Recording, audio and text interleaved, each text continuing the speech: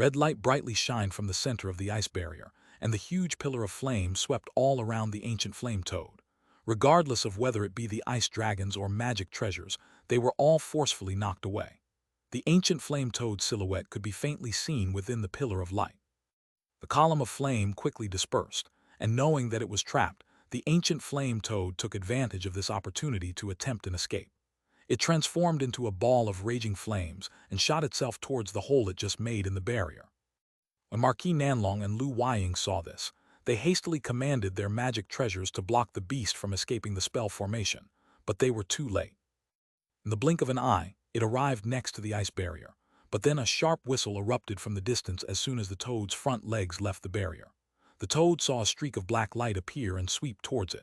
Immediately after, it felt a burning and icy sensation from its leg, suddenly discovering that a large portion of it was missing. The flame toad trembled for a moment before roaring with unbearable pain. Despite the beast's powerful abilities, it became overwhelmed by pain and promptly fell from the sky. Marquis Nanlong and Lu Weiying rejoiced at the sight of this, and immediately commanded their treasures to surround the flame toad and unleash a flurry of attacks. The dark green ring blurred several times and transformed into several hundred phantoms, revolving around the flame toad in an attempt to restrain it. As for the twin blue halberds, they turned into 20-meter-long ice pythons in a flash of blue light before pouncing at the toad. Showing itself to be a great beast deserving the fear from Master Kang Kun in the past, it showed no sign of being affected from having a missing limb, and condensed a dense layer of small light shields around its body in preparation to receive the attacks.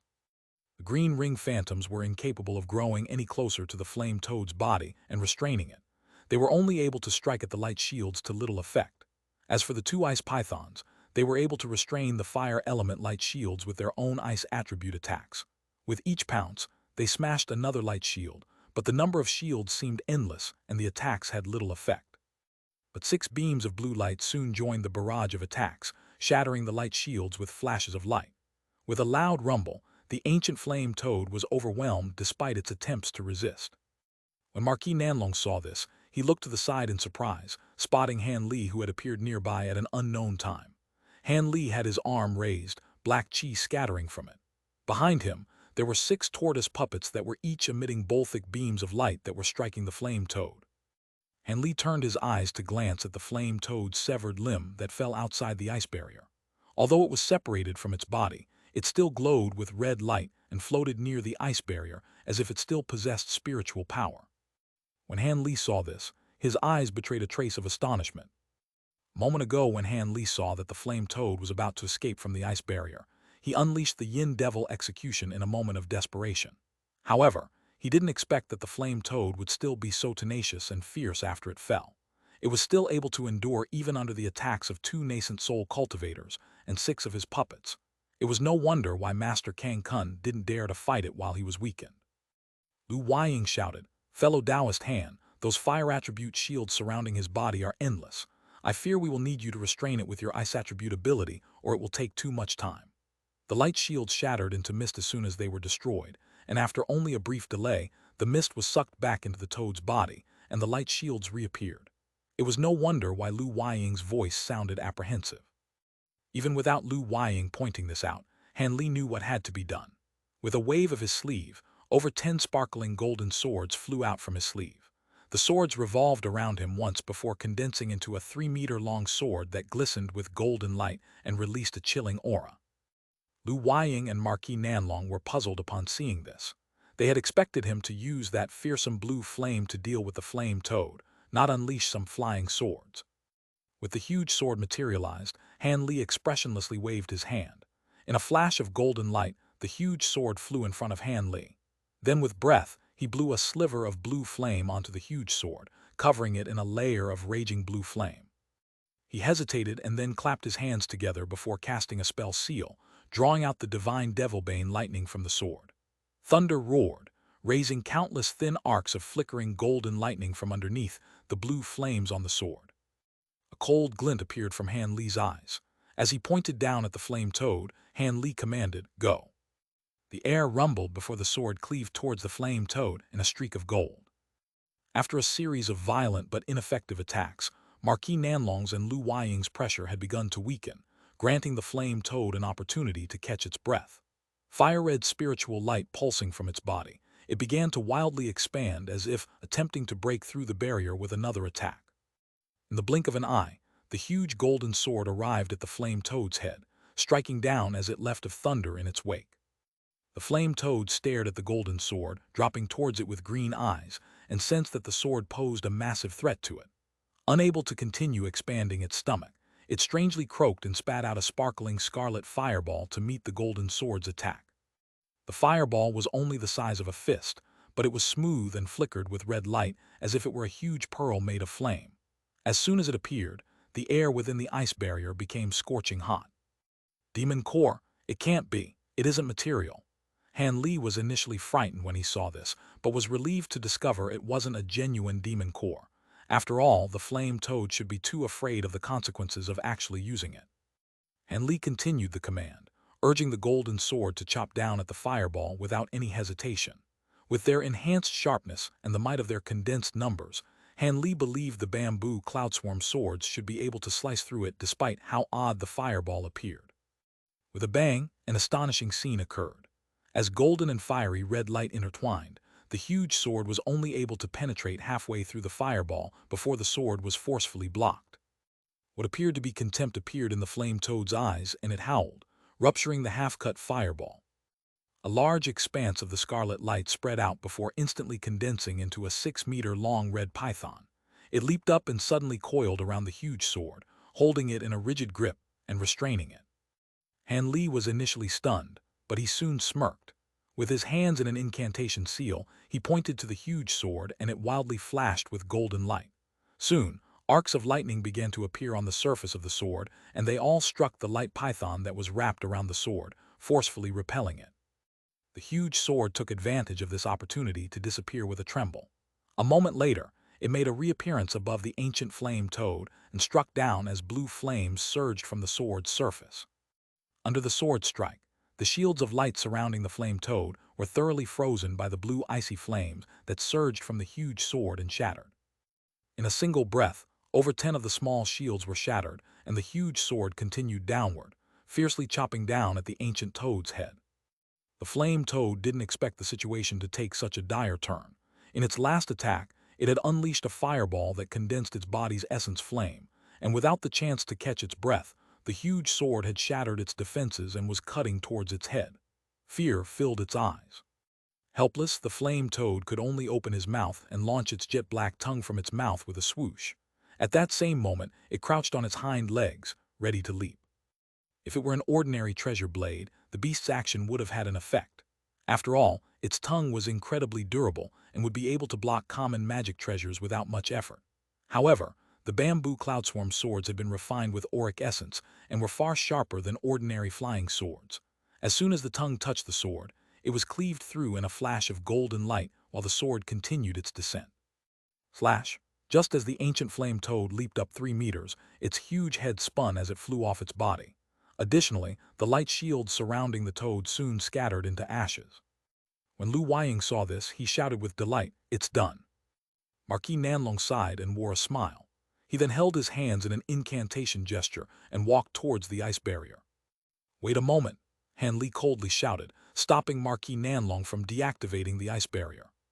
"What is it, Brother Han?"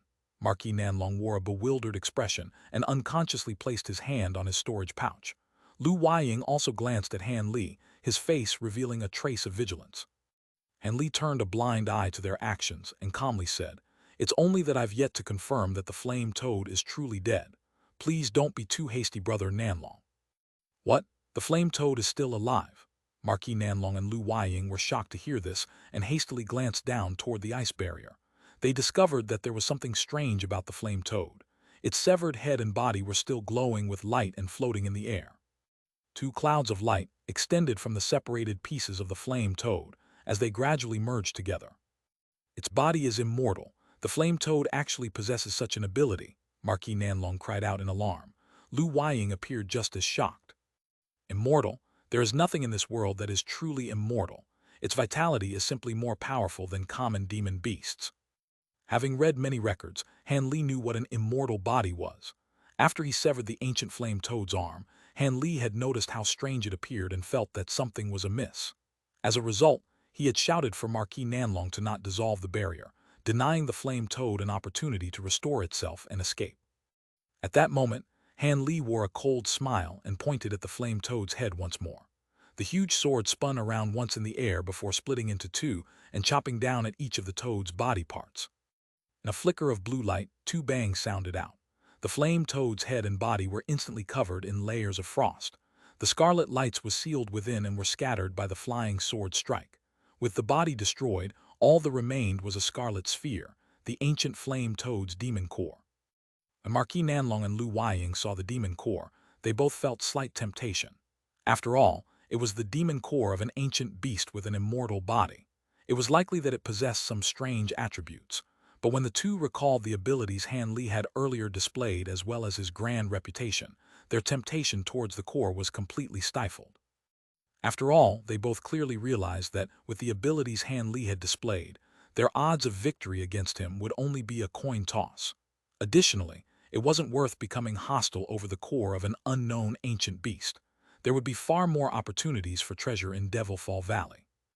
Although Han Li didn't possess any mind-reading techniques, he could guess what the other two were thinking. In the recent battle with the flame toad, neither of them had displayed their full might, as if they were mostly relying on Han Li to slay the beast. As a result, Han Li had maintained a calm appearance, when in truth he grew even warier of the other two cultivators in case they were overcome with foolishness. Now that he saw that they had regained their calm after a momentary change in expression, Han Li felt relieved.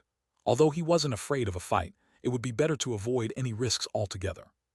Han Li waved his hand toward the ice barrier and summoned the demon core into his palm. Then, with a clear ring, the two huge flying swords broke down into over 10 small swords before disappearing into his sleeve. Han Li lowered his head as he glanced at the fire-red demon core in his hand and released a long sigh. He had finally fulfilled one of his objectives in Devilfall Valley.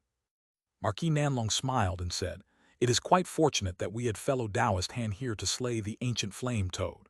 Let's move into the nest and take a look. Surely Brother Han is also interested in taking a look at the treasures on the remains." Of course, Han Li put away the demon core and nodded. Lu Weiying was happy to hear this, and the three soon entered the mountain cave after putting away their spell formations. To tell the truth, Han Li did think about secretly releasing Silvermoon so that she could seize the treasures in the cave first. But given that the other two cultivators were extremely cunning, had paid particularly close attention to Han Li and possessed cultivation superior to his own, it was very likely they would have noticed he had released Silvermoon. It was also worth mentioning that there was something odd about the cultivator remains. Since Han Li felt that there was something amiss, he decided to leave the matter be. The three turned into 3 streaks of light, entering the cave in an instant. The Marquis and Lu Weiying were surprised when they saw the lava, but soon ignored it as they glanced around, spotting the stone platform where the ancient cultivator remains laid with expressions of delight. Marquis Nanlong's expression faded and he coolly said, "It seems this should be the remains that Master Kang Kun mentioned. Let's go there together." Han Li and Lu Weiying raised no objections, and they immediately moved towards the remains. Floating over 10 meters away from the stone platform, Han Li watched the remains with a trace of eager impatience. The other two were also eager and showed little restraint as they immediately released their spiritual sense to search the remains for treasures. When Han Li saw this, he wore a mysterious smile and said nothing further. He had already discovered something odd about the ancient remains and decided it would be better for the two to experience it for themselves. As a result, the two submerged the skeleton with their spiritual sense and green light burst from its robes. As a result, their spiritual sense was repelled before they were able to see anything, much to their alarm. With a surprised expression, Wei Ling muttered, "Yi, there is something strange about those robes." Marquis Nanlong regained his calm and explained, "It is merely a gown made from the silk of a green silkworm. Ancient cultivators made robes from this material to prevent other cultivators from probing them with their spiritual sense. Although they're rare in current times, it was a common item in ancient times." He then swept his hand at the air and summoned the green robe into his hand. As a result, the skeleton was revealed with a small black pouch wrapped around its waist. "A storage pouch, as expected," Lu Weiying shouted with joy. Marquis Nanlong also felt excitement and flung the green robes to the side as he stared at the black storage pouch with complete focus. When Han Li heard the sound made by the azure robes dropping to the ground, his expression faintly changed for just a moment. As the atmosphere grew tenser, Marquis Nanlong smiled to his two party members and suggested, "If you two are not opposed, will it be fine if I look through the storage pouch first?" "Of course you can. Brother Nanlong, please go ahead." Han Li glanced at the storage pouch and replied with a smile. As for Lu Weiying, he hesitated for a moment before nodding. Marquis Nanlong then stepped forward and carefully took the storage pouch into his hand. He swept through the general contents of it with his spiritual sense, and his face became stiff. When Lu Weiying saw this, he couldn't help but say, "Brother Nanlong, what is inside? You may as well let us take a look." Marquis Nanlong nodded and flipped the storage pouch, immediately pouring out its contents in a flash of white light, producing a pile of items on the floor. "What in the world is this?" Lu Weiying shouted in alarm. A majority of the items that appeared were scarlet lumps of metal that were scorching hot. There were also a few items that were particularly eye-catching: a white jade box, a small purple mirror, a small yellow sword, a set of green flying needles, and 2 black medicine bottles. Han Li narrowed his eyes when he saw those items, and his expression stirred. Excluding the jade box and the medicine bottles, the rest of these items were rare ancient treasures without a doubt. As for the jade box and medicine bottles, they particularly piqued Han Li's interest. Both the box and the bottles were refined from a material that blocked him from seeing into them with his spiritual sense. Han Li frowned and said, "I've never seen those materials before, but they seem to only be half-finished." After some thought, Marquis Nanlong mused, "Half-finished? That does seem to be the case. If I've guessed correctly, these iron chunks should be the legendary spirit ores, extraordinary materials that ancient cultivators use to refine ancient treasures. It is said that the method to refine them is quite peculiar, needing a large number of rare materials and worldly energy for their creation. This ancient cultivator must have wanted to refine a particularly fearsome fire attribute treasure to have so many of them." Spirit ores. When Han Li heard the name, he immediately recalled that they were mentioned in an ancient record he had read. After a moment of thought, he remembered it to be a material used to refine rare ancient treasures, just as Marquis Nanlong had said. When Lu Weiying heard this, he revealed a trace of excitement before turning to look at the rest of the treasures and eventually staring at the jade box and medicine bottle. At that moment, Marquis Nanlong raised his hand and tossed the storage pouch over to Han Li. Han Li unconsciously caught it and was surprised for a moment before realizing what Marquis Nanlong intended. He bluntly weighed it in his hand and searched through it before tossing it over to Lu Weiying. Lu Weiying examined it and nodded when he confirmed there was no problem. "Let's each divide these treasures. How about we have each person select 2 items?" Mentioning the most crucial question of the matter before them, Marquis Nanlong wore a solemn expression. Han Li's gaze flickered. Having seen Lu Weiying's expression, he asked, "Could it be that Brother Lu is suggesting another method to split the treasures? If the jade box and medicine bottles were also ancient treasures, it wouldn't be a problem if we each got 2 items. But we still don't know what is inside the jade box or medicine bottles. Naturally, we should first take a look inside and split them in accordance to value." Marquis Nanlong interrupted him and said something that appeared fair. Lu Weiying frowned after he heard this, but he soon nodded and said, "I also find those terms agreeable. How about you, fellow Taoist Han?"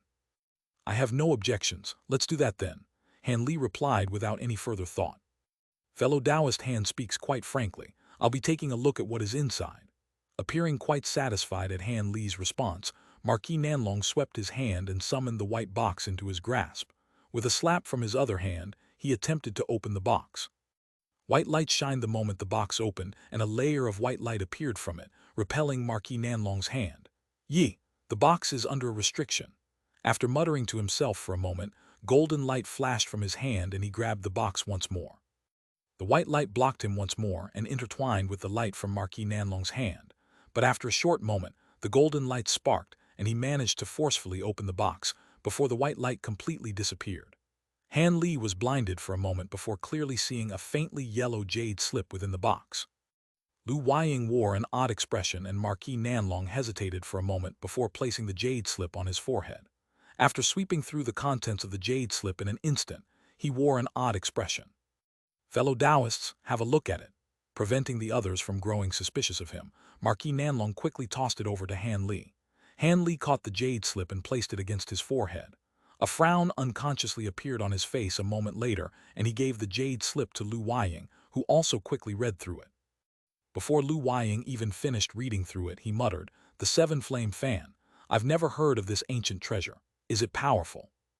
Marquis Nanlong mused and said, "I'm not sure, but given the difficult refinement method listed in the jade slip, and the fact that it requires spirit ore, it should be quite formidable." Lu Weiying shook his head and returned the jade slip to Marquis Nanlong. "Even if it is powerful, it is no use.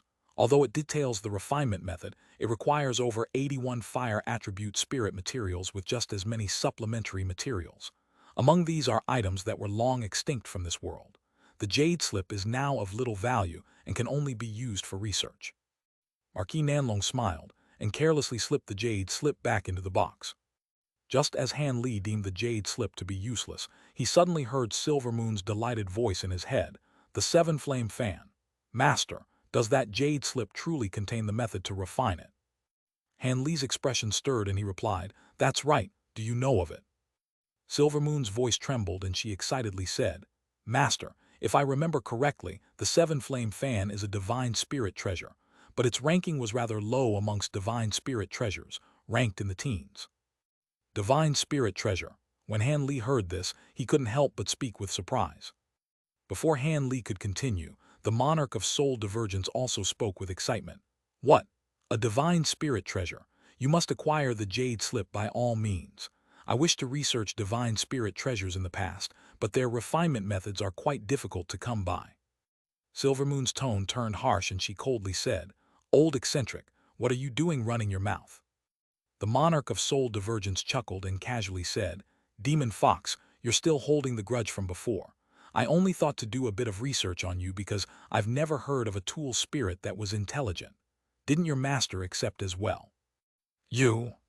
Han Li coldly said, "Enough, Silvermoon. The matter has already passed, don't cling on to it. However, it does come as a surprise that Senior knows of divine spirit treasures. However, now isn't the time to speak in detail. Let's put it off for later." Han Li then turned his gaze to the jade box and watched Marquis Nanlong open both of the black medicine bottles. Silvermoon tactfully dropped the matter. Although she still felt unhappy towards the monarch of soul divergence, she was still under the control of Han Li. With only a few simple words, he could order her to remain silent. When Marquis Nanlong opened a black medicine bottle, Han Li felt his mind shake when he smelled the comforting fragrance that emerged. Marquis Nanlong took out a glistening jade-green medicine pill from the bottle and held it in his palm. He hesitantly said, "This isn't a common type of ancient medicine pill. While I'm not sure what it is, it shouldn't be something harmful. I'll have to identify it with records." With an entranced gaze, Lu Weiying slowly said, "How many pills are in the bottle?" Marquis Nanlong faced Han Li and Lu Weiying and showed them the empty medicine bottle. "There is only the one pill, but it seems to be incredibly valuable." "Let's look at the other medicine bottle," Lu Weiying impatiently said. Marquis Nanlong nodded and sealed the medicine pill in his hand up in the bottle before opening the other bottle to reveal an identical green medicine pill. As a result, the Marquis and the old man exchanged a glance of apprehension. Han Li smiled and calmly asked, "It seems this harvest has been quite good. There are 3 ancient treasures, 2 unknown medicine pills, and the refinement method for an ancient treasure. How do you think we should divide it?" Marquis Nanlong looked at the 2 medicine bottles in his hand and calmly said, "Although we don't know what these spirit pills are, fellow Taoist Han should know that we entered the valley in order to look for spiritual medicines. Fellow Taoist Lu and I plan on splitting them between us as a share of the treasure. Since this is the case, fellow Taoist Han can have first pick of the other ancient treasures. We hope you don't have any problem with this." When Han Li heard this, he frowned and glanced at the several treasures on the ground. Han Li stroked his chin and shook his head. "You 2 fellow Taoists should know the value of those ancient pills without me saying. To tell the truth, I might rather have one of those pills and increase my cultivation than take an ancient treasure." When the other 2 heard Han Li, their expressions grew tense. Marquis Nanlong's expression stirred for a moment before forcing a smile. "Fellow Taoist Han's age is still young. There should be no need to fight against 2 people at the end of their lifespans for the 2 medicine pills. In only a short time, you have entered the early nascent soul stage. It should be quite easy for you to reach the tallest heights of cultivation." Han Li softly said, "My age and wanting the medicine pill are 2 different matters. With such an opportunity before me, it is only natural for me to want to seize it with all my might. However, I am willing to renounce all the other treasures for those 2 medicine pills. To tell the truth, I have no lack of ordinary ancient treasures." Lu Weiying grew nervous at Han Li's determined display, and he gritted his teeth, saying, "Fellow Taoist Han must be joking. How could we possibly give up the 2 medicine pills? How about this? So long as Brother Han relinquishes his claim on the 2 medicine pills, we'll give him priority on picking the entire his share of treasures. Brother Nanlong, what do you think?" When Marquis Nanlong heard this, he grimaced but soon wore a bitter smile and said, "So long as he renounces his claim on the spirit pills, let's have fellow Taoist Hannah first pick on 2 treasures."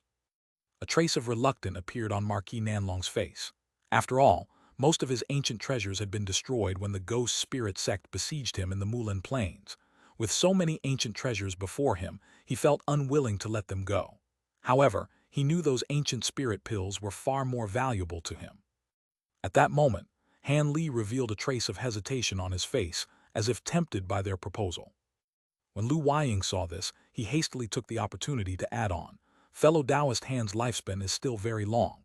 There will be time to look for other pills later. In comparison, you should find those ancient treasures to be useful to you now.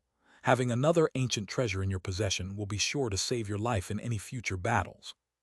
And Li couldn't help but smile and said, "It seems that unless I give up on the spirit pills, it will be hard to distribute the treasures. Fine, since you 2 were so sincere, I will agree to give the spirit pills to you. I also don't need 2 ancient treasures, only the mirror. Also, give the treasure refinement method and spirit ore over to me. I'm quite interested in tool refinement." Han Li reached out with his hand and summoned the purple mirror into his hand. The 2 glanced at each other for a moment and promptly responded, "Then, let's do as you say, Brother Han." Although they felt puzzled that Han Li would want that instead of an ancient treasure, they were disinclined to further investigate the matter since they already had the ancient pills in hand. When Han Li heard their responses, he nodded with a calm expression and put the mirror away in a flash of light. Soon, he flung his sleeve and swept up the jade box and the crafting materials in a cloud of green light, causing them to disappear from sight. Marquis Nanlong and Lu Weiying each took a medicine bottle and carefully placed them into their storage pouches. Afterwards, the 3 glanced at the 2 remaining ancient treasures. It appeared that splitting them would be quite awkward. As the Marquis and the old man hesitated over the matter, Han Li blinked and smiled. "How about this? I'm not lacking in ancient treasures, so if you 2 have enough spirit stones, I will let you 2 have them at the appropriate cost." "We will respectfully accept Han Li's modest proposal. I've brought quite a number of spirit stones." Lu Weiying promptly agreed with joy. After all, ancient treasures were something that couldn't be bought. Marquis Nanlong particularly lacked ancient treasures, and he happily agreed to Han Li's proposal. They promptly gathered together nearly all the spirit stones in their possession and handed them over to Han Li, resulting in a satisfactory conclusion for all parties involved. When Han Li saw that they had taken the 2 remaining ancient treasures, he casually waved his hand and summoned the azure silkworm robe into his hand before putting it away. The other 2 watched this with a blank expression, but since Han Li had given the 2 ancient treasures over to them, they left the matter alone. Although the robe was rare, there weren't many uses for it. With the treasures now divided amongst them, they harvested the grass that was growing at the side of the lava, resulting in several stalks per person. The spirit grass wasn't a common item since it was able to grow under such harsh conditions. It was revealed to be the flame attribute golden yang grass, a top-grade material used for refining flame attribute spirit pills. Without anything else there to capture their interest, the 3 gathered back together on the stone platform and discussed their plans moving forward. Han Li spoke first with a calm tone. "Since the treasure has been acquired, I am planning on leaving the valley depths and returning the way I came. Will you be returning with me?"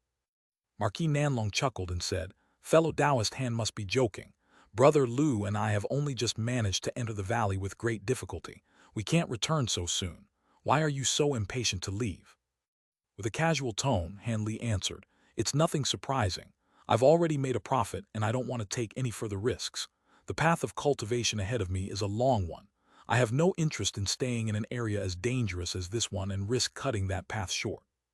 Lu Weiying wore a beaming smile and said, "He, I didn't think that fellow Taoist Han was so aware of his future path. It is a pity we won't be returning together. Fellow Taoist Han can go ahead and leave the valley first." Wearing an odd expression, Han Li asked, "Leave alone? If I leave with the yin-yang ring, how will you two get past the Great North Essence lights? Marquis Nanlong quickly replied, Brother Han doesn't need to worry. We've already considered it. Master Kang Kun found a transportation formation in the valley depths during his time here. However, it is quite a distance away from here, so it would be faster for you to return the way you came. I would have told you about it previously if it were closer. Han Li's expression blanked for a moment, but he soon nodded and said, So it was like that. Then I must bid you farewell. I hope you two have a rich harvest. When Marquis Nanlong and Lu Weiying heard Han Li bid them farewell, they hastily replied, Many thanks for your kind words, fellow Taoist Han. Please go ahead. Han Li smiled and took a glance at the crystalline bones before flying out in a streak of azure light, disappearing in the blink of an eye.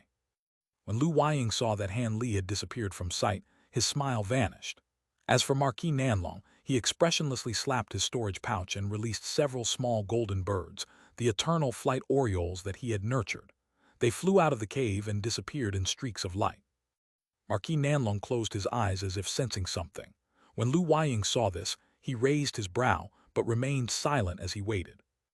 After an unknown amount of time had passed, Marquis Nanlong's eyes stirred and he opened them while saying, Han Li has truly left. At the very least, he isn't anywhere near us. The eternal flight orioles have observed an area of 5 kilometers around us, and they have found no trace of him. Lu Weiying frowned and asked, Didn't you say that his spiritual sense is particularly powerful? Couldn't he be hiding from you? Marquis Nanlong stroked his chin and wore an odd expression as he said, Relax. If he has truly concealed himself, then he definitely wouldn't be able to hide from me. However, I can't tell you the reason why I know this. Lu Weiying felt somewhat skeptical of Marquis Nanlong's confidence, but after a time more of thought, he clutched his hands in a spell incantation and cast spell seals all around him, forming a small barrier of light around them. Marquis Nanlong smiled, but a trace of disapproval was betrayed from his face.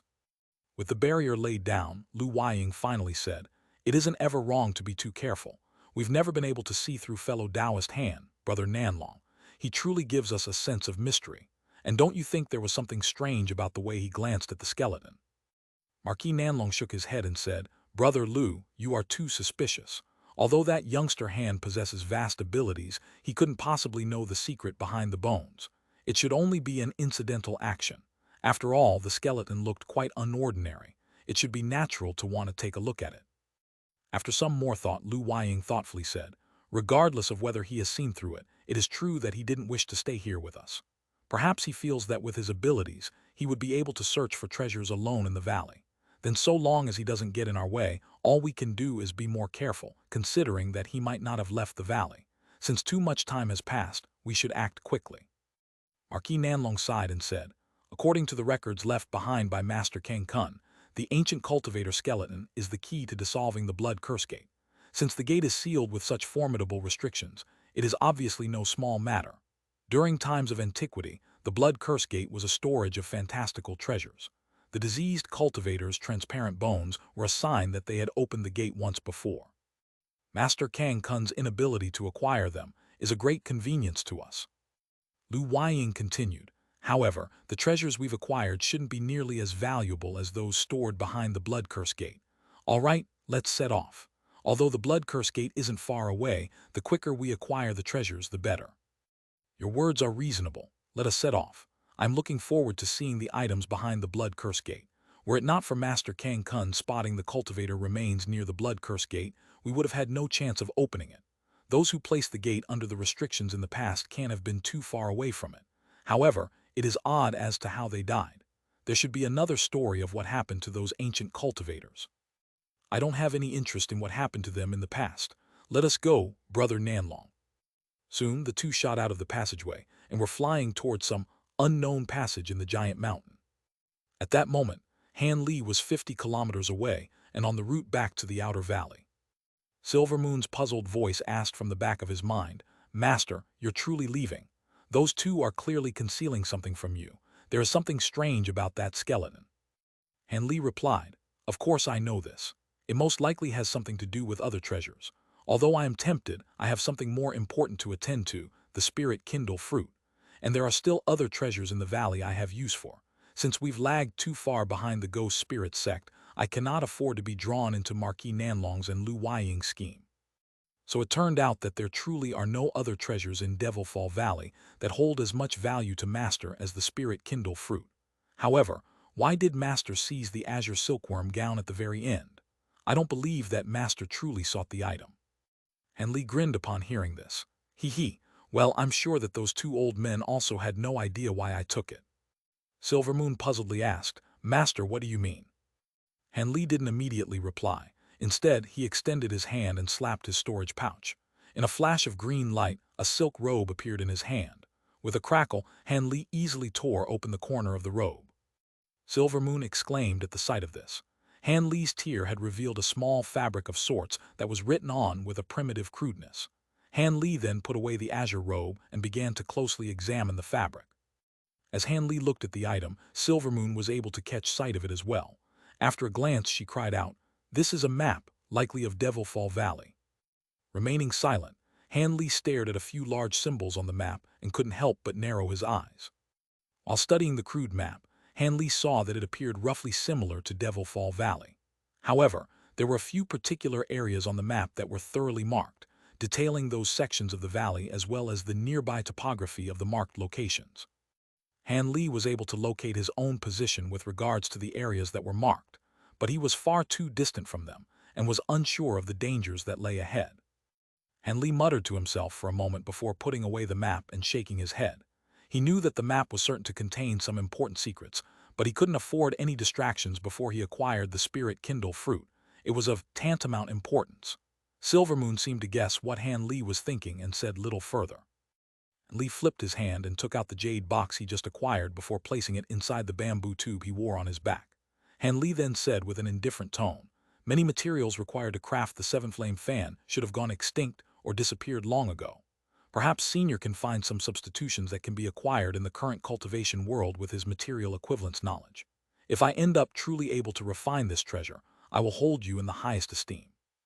After a time of silence, the monarch of soul divergence coldly laughed and answered, Youngster, do you think I'm an idiot? Although I am quite interested in the divine spirit treasure, I'm not about to research the refinement method without a reason. Don't tell me you think I'm going to do that for some simple praise. Han Li didn't appear surprised. Instead, he coldly replied, Divine spirit treasures aren't easily refined. Although I do know that you are knowledgeable of material equivalents, I am not confident whether or not you can truly do this. But if you do succeed, I will spare no effort to fulfill any of your requests. Will that satisfy you? When he heard this, the monarch of soul divergence paused before coldly snorting. With an arrogant tone, he said, In the past, I had found a few materials for divine spirit treasures in some ancient cultivator ruins and learned of these world-defying treasures. As these treasures were something held in reverence by ancient cultivators, I grew quite curious and took particular note of them. Unfortunately, there was too little information on divine spirit treasures, and I wasn't able to make any progress on them. Now that I've become neither human nor ghost, I don't wish to spend my remaining years of life on this task only for it to be in vain. Moreover, I will only be looking for a few substitute materials. I won't be doing something as difficult as creating a new method to refine them. And when I am done, don't forget that I will have a demand for you. Fine, I agree. Han Li agreed with a beaming smile.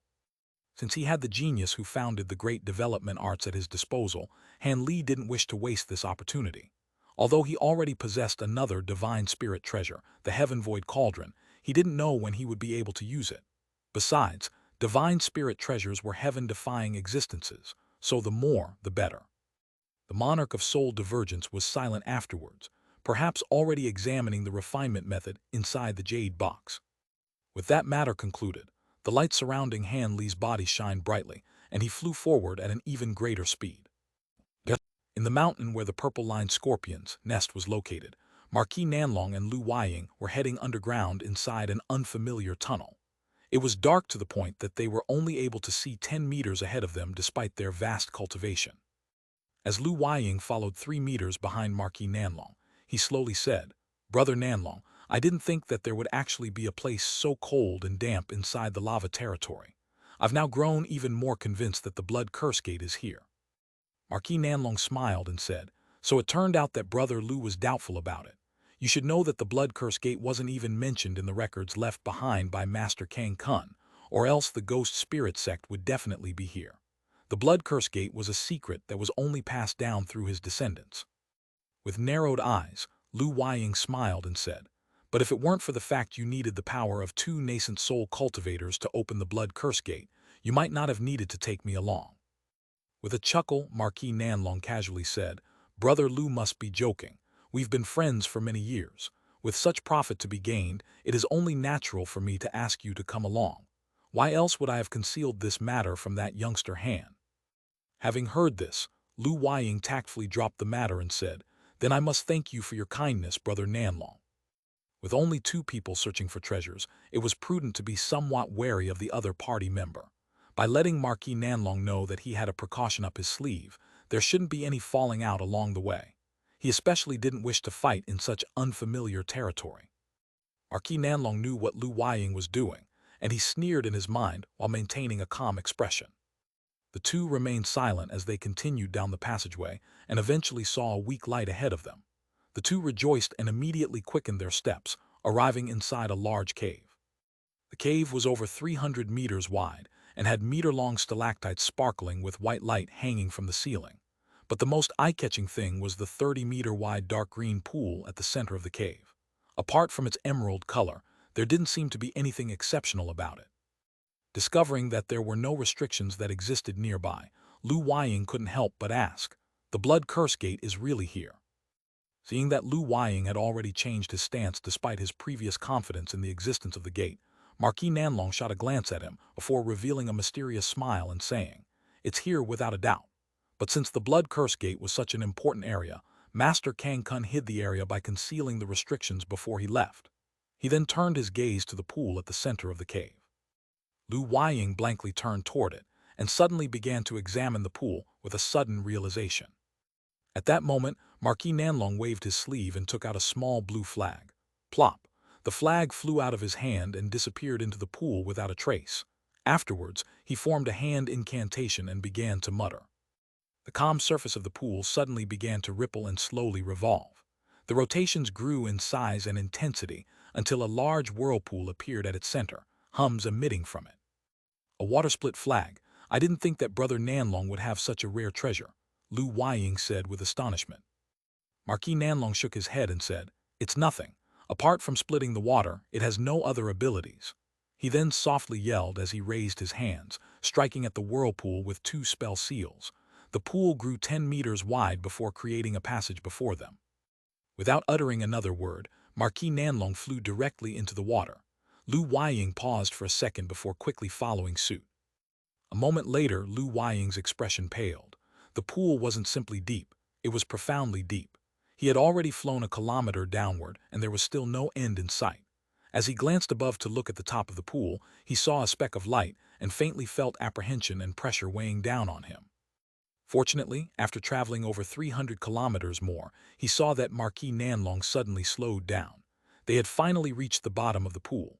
Lu Weiying felt some relief and floated down, withdrawing the light that surrounded him. The pool's bottom was a round area that was over 30 meters wide, appearing even larger than the pool's surface. The water-split flag was inserted in the middle of the stone floor and glowing with blue light. Surrounding it was a tall, dark green wall of water that stretched all the way up to the pool's surface. Lu Weiying glanced at his surroundings and frowned, saying, "The blood curse gate is exceptionally well hidden. No one would think to go a kilometer deep into the pool. However, it is baffling how Master Kang Kun managed to find this." As a person who possessed an outstanding spiritual sense, it is likely Master Kang Kun managed to directly sink his spiritual sense deep into the pool. Marquis Nanlong spoke with a tone of doubt. As he hadn't considered the matter before, he felt somewhat at a loss. "That is certainly possible." Lu Weiying stroked his chin, but his gaze flickered. Marquis Nanlong muttered to himself for a moment before shaking his head and tossing the matter to the back of his mind. He then slapped his storage pouch and summoned a white jade pendant into his hand. He released the pendant into the air, and it began to revolve around the 2 of them. Marquis Nanlong raised his hands and formed an incantation seal, launching streaks of various colored spell seals onto the pendant. The pendant cleanly absorbed them and soon shined with a blinding white light. It stopped in front of the barrier of water before screaming with phoenix cries. Marquis Nanlong raised his hand and pointed to the jade pendant. As it trembled, a white mist of light sprayed out in front of it. A strange scene occurred as the mist of white light passed through the water barrier and distorted the image as if ripping through a painting. As the light shattered, a 10-meter-tall arched stone gate appeared in its place with crimson light sparkling on the surface. A huge horned ghost head was carved onto the top of the stone gate, taking up most of the gate's surface. It appeared true to life and malevolent. "This is the blood curse gate." Lu Weiying stroked his chin as he looked at it. For some reason, he suddenly felt a wave of apprehension upon seeing the gate. Marquis Nanlong glanced at the stone gate with a pensive expression before letting out a long sigh. "That's right. This is the blood curse gate." Lu Weiying looked at it for a moment and worriedly asked, "The blood qi on the gate seems to possess a strong devilish nature. Will there be any problems with it?" Marquis Nanlong turned to look at Lu Weiying and said, "The gate was sealed by ancient cultivators by using essence blood. Naturally, it will differ from common restrictions. What? Does Brother Lu want to turn back?" Lu Weiying shook his head and solemnly said, "Turn back. Since we've already arrived, how could I do something so foolish? But we still be careful just in case." After a moment of thought, Marquis Nanlong's expression relaxed and he said, "That is reasonable. The gate does give one a sense of discomfort. How about this? First, we'll lay down several restrictions outside the gate. If anything strange occurs, we'll be able to escape without a problem." "Good, then let's do that." Lu Weiying promptly nodded. As a result, Marquis Nanlong and Lu Weiying took out several spell formation setup tools and began to place them at the bottom of the pool. As Marquis Nanlong and Lu Weiying made their preparations for the blood curse gate, there were a group of people slowly traveling up a huge black stone mountain in another area of the valley. They were headed by a middle-aged cultivator with a stern face while an azure-robed old man stood by his side. They were Wang Tiansheng, and Wei Wuya. As for Wang Tiangu, he was following 3 meters behind them. In addition to the 3 of them, there were 4 Ghost Spirit Sect core formation cultivators closely following behind them. Wang Tiangu glanced at the red mist not far above him and muttered, "This wicked land is truly evil. Even remote areas have a restriction placed every 50 kilometers. You can't fly for more than 10 meters at a time." Wang Tiansheng calmly replied, "The more constrained the area, the more it illustrates we're in the right place. If we were the ancient cultivators, we would have placed restrictions most likely to dissuade other cultivators from treading here. After all, it would take at least a day by foot to travel through here." Wang Tiangu revealed an expression of helplessness and said with a chuckle, "Having spent so much effort on this, I certainly hope we didn't find the wrong place. We've already lost 3 disciples on the way here." At that moment, Wei Wuya was looking at the mountain top and expressionlessly said, "After we entered the valley depths, we walked for 3 days. Don't tell me that we will have to walk for several more days before we arrive." Wang Tiansheng didn't dare to neglect Wei Wuya and slowly said, "Be at ease, fellow Taoist Wei. We'll be there once we pass through this mountain. Once this is done, our Ghost Spirit Sect will be the greatest Devil Dao sect in the heavenly south, and fellow Taoist Wei will break through to deity transformation stage. It is only a matter of time." Wei Wuya grew silent for a moment before he derisively snorted, "To tell the truth, I don't put much stock in the legends of the Spirit Ether Garden. They were most likely false rumors spread by ancient cultivators. If there was such a space that linked the spirit world to ours, it should have already been found. How could it have been kept secret until now?" Wang Tiansheng didn't reveal any surprise and instead curiously asked, "Since Brother Wei didn't believe it, why did he immediately accept our invitation?" Without further thought, Wei Wuya bluntly said, "Fellow Taoist Wang seemed to mobilize half of the elites of his sect for this matter. It seems that you have some confidence in your trip to Devil Fall Valley. Even if you don't find the Spirit Ether Garden, you should still find a secret ancient cultivator area. Since I knew this, I agreed to allow you to draw support from my reputation and suppress the other cultivators in the valley. The share of treasures you give to me should be quite generous." The Ghost Spirit Sect roared with laughter and said, "Brother Wei is quite sharp. However, this is something you misunderstood. My sect has spent such efforts in order to truly travel to the Spirit Ether Garden. The Spirit Ether Garden isn't some false rumor. Rather, Devil Fall Valley was created by ancient cultivators for the sole purpose of protecting the Spirit Ether Garden. Once we pass this mountain, it will only take 6 hours before you can personally see it with your own eyes. And we open the way to the pocket dimension it is located in. We will require much of fellow Taoist Wei's power."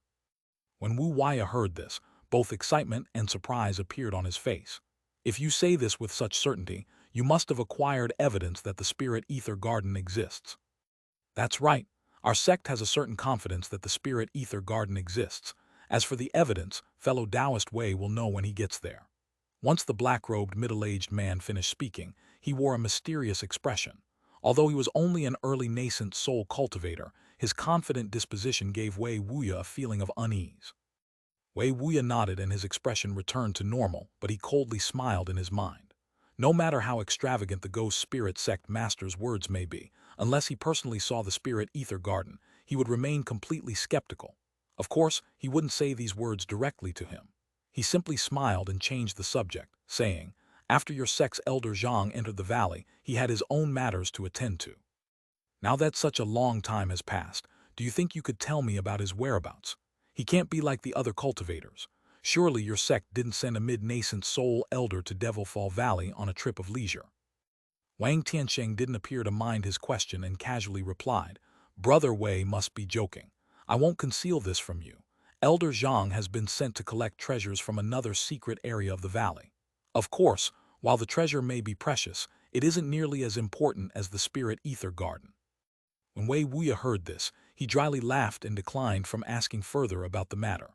As a result, the party of cultivators continued on their way in silence. In an expanse of rough and uneven stone, there were 7 ghost spirit sect disciples scattered around and continuously searching for something. The ghost spirit sect elder Zhang was floating at the area's center without making the slightest movement. Although his spiritual sense was able to easily envelop the wilderness for tens of kilometers around him, he needed to find a particular mark, something that could only be found with deliberate and meticulous effort. As a result, he stifled his impatience and sent the disciples under his command to slowly sift through the rocks. In another area of the valley, peals of thunder suddenly echoed from a ravine covered in rainbow light. Afterwards, following a storm of lightning and thunder, a group of cultivators emerged from the rainbow light. The ones leading them were a green-robed old man and an old Taoist. Although the two didn't appear to have suffered any injuries, they each had a miserable appearance and ashen complexions. They were Taoist Heaven Crystal and Dongmen Tu, the Grand Elder of the controlling spirit sect. The other 5 green-robed cultivators walked behind them with similarly ruined robes and pale complexions, as if they had suffered through quite a bit of pain. As for the 2 fiendish puppets, they appeared entirely unchanged without even the slightest damage. After flying 100 meters away, Dongmen Tu turned around to glance at the ravine behind him before turning to look at the 2 fiendish puppets. "We've finally broken through the barrier and entered the valley depths. I didn't think that fellow Taoist Heaven Crystal's 2 puppets would rival the power of a cultivator at the peak of early nascent soul stage. How truly envious." Having hearing this, Taoist Heaven Crystal said, "The puppets are merely puppets. No matter how powerful they may be, how could they compare to your subordinates? With their elemental techniques, I'm sure they would be able to contend against even a late nascent soul stage cultivator." Taoist Heaven Crystal was clearly wary of Dongmen Tu. As soon as they left the ravine, he kept his distance from him. His puppets stood behind him as they both began to flicker with various colored light. When Dongmen Tu saw this, his face grew sullen and he soon sighed. With a wry smile he said, "Isn't fellow Taoist Heaven Crystal overly wary of me? We've spent the last 2 days in a united effort to break through the formations. Fellow Taoists shouldn't have anything against me. Wouldn't it be better to reconsider joining hands and looking for treasure together? It'll be far safer than heading out alone." "Brother Dongmen, I have nothing against you. It is just that I am fond of being alone. Please don't suggest joining hands again. Since we've already entered the valley depths, we should part ways." Taoist Heaven Crystal chuckled and saluted Dongmen Tu. However, he didn't depart and was instead staring at him with caution. When Dongmen Tu saw this, he frowned for a moment before smiling. "Since fellow Taoist Heaven Crystal is unwilling, I won't force you. We will split up here. I hope you have a large harvest." "He, then I wish you luck as well." Taoist Heaven Crystal's expression relaxed and he headed away with his puppets following after him.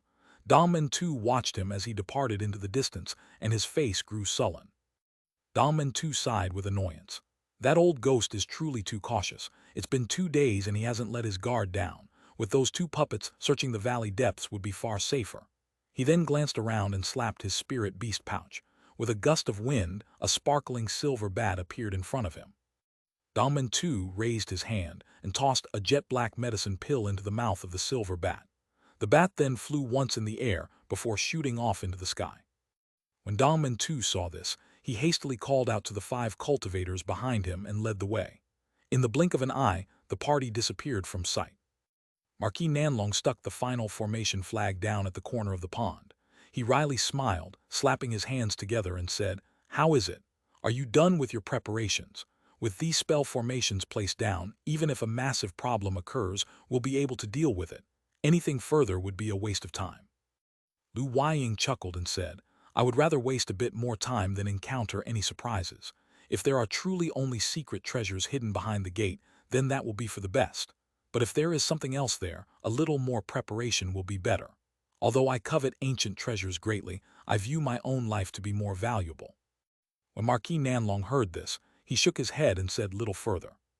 At that moment, Lu Weiying finished placing down his final formation plate and activated his restriction, creating a layer of indistinct white mist around them. Lu Weiying nodded with satisfaction and turned his head to look at the stone gate glowing with crimson light. Marquis Nanlong had already grown somewhat impatient at this point.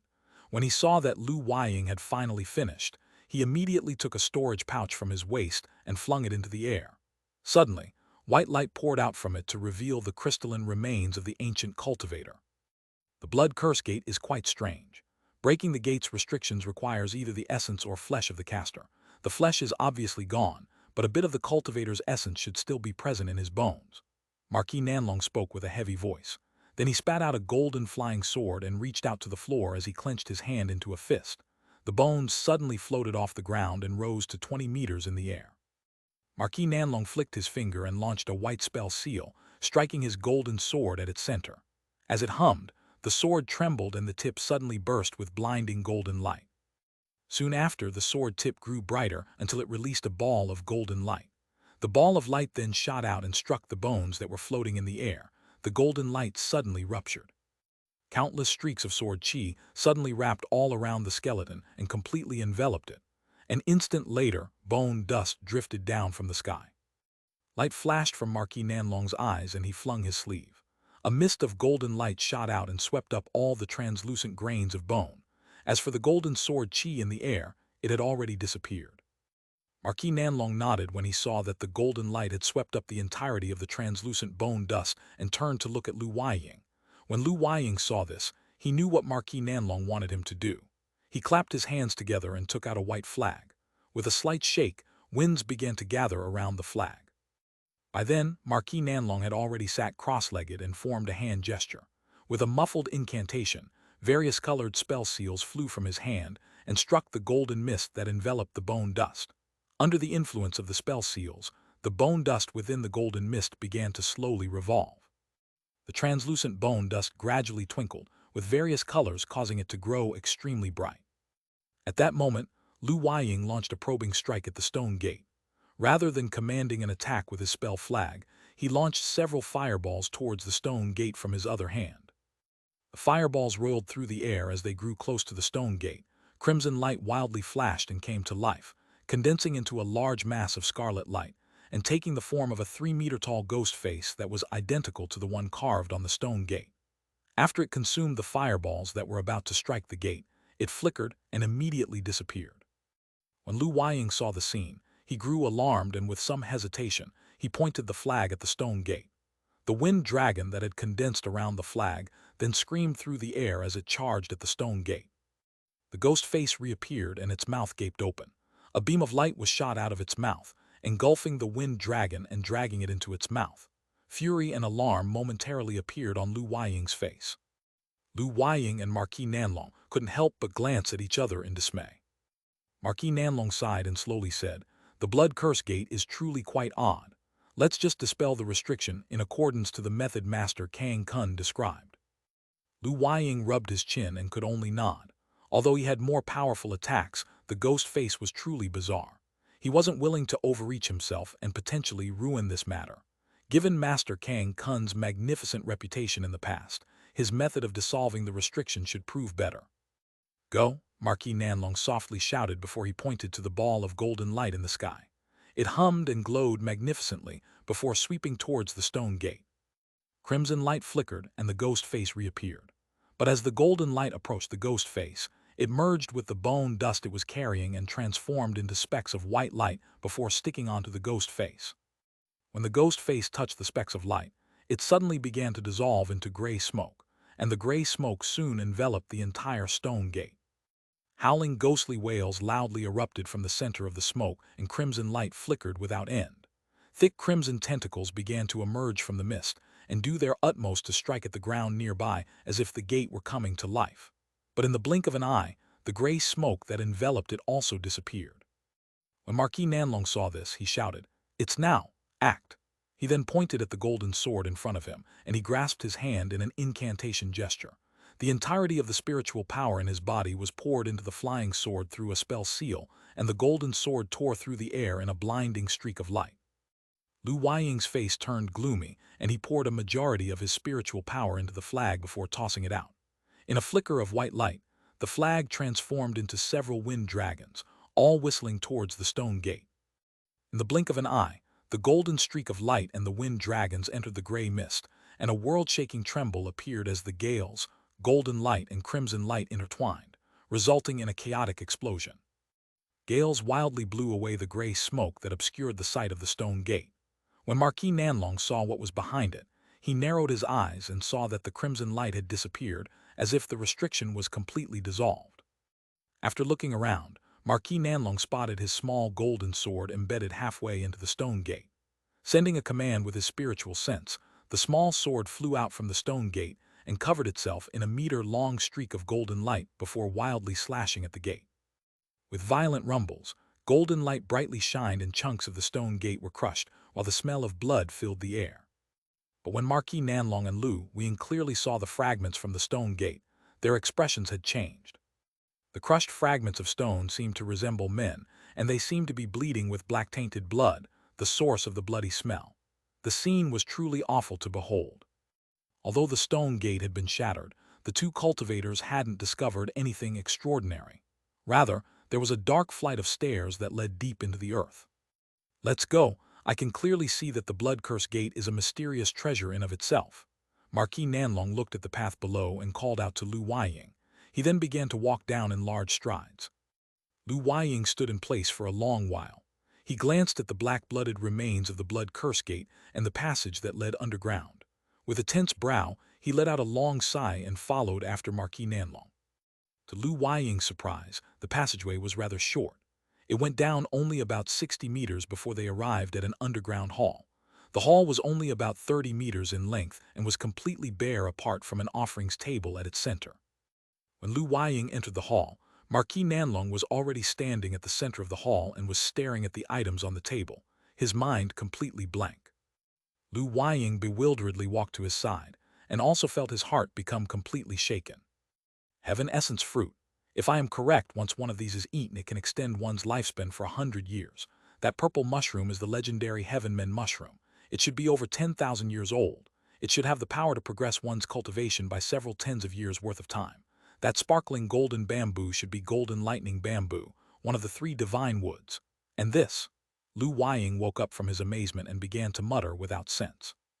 He didn't seem to believe all the items that were laid before him, and he unconsciously took a few steps forward to look at them closer. In Lu Weiying's excitement, Marquis Nanlong coldly said, "Fellow Taoist Lu, if I were you, I wouldn't act so rashly. Do you truly believe that the spirit medicines would just sit here ready for the taking? How about examining our surroundings?" "Brother Nanlong, that does make sense." Lu Weiying woke up from his excitement and glanced around him in alarm. Lu Weiying eventually discovered a few talisman characters written on the walls and felt a wave of shock. "Yi, this seems to be the legendary Sanctuary Guardian formation, a Buddhist spell formation. Why has it appeared here?" Although Marquis Nanlong sounded calm, he stared at the medicine herbs with intense desire, wishing with all his heart to grab them. They were exactly what they both needed. Now that they were so close at hand, Marquis Nanlong and Lu Weiying found their excitement and greed to be nearly irrepressible. Just as Marquis Nanlong entered the room, he immediately caught sight of the medicine herbs and immediately reached for the herbs, but he hadn't expected for such a strange spell formation to exist there. As a result, he was repelled by a strong force and was forced to wait for Lu Weiying to catch up to him. When he heard Lu Weiying mention the name Sanctuary Guardian formation, Marquis Nanlong felt his spirit shake with joy. When he encountered the restriction, he sensed that it was far different from any formation he had researched in the past, much to his worry. It was quite relieving that Lu Weiying knew it was. Marquis Nanlong forcefully stifled his excitement and asked, "Brother Lu, you know of this restriction?" In the past, I had acquired some cultivation records from a few Buddhist sects. Although I wasn't able to cultivate their techniques, I did research a few of their spell formations. The minor sanctuary guardian formation was amongst the most amazing of them. Brother Nanlong, if it is truly that formation, it will be extremely troublesome. Lu Weiying glanced at the table and began to frown. Marquis Nanlong spoke with a tone of disbelief. "What do you mean? Could it be that the spell formation cannot be broken?" Lu Weiying wore a solemn expression and explained, "This minor sanctuary guardian formation is an immortal isolating formation. It is one of the few restrictions in this world that can only be broken with brute force. There are no other ways of shattering it.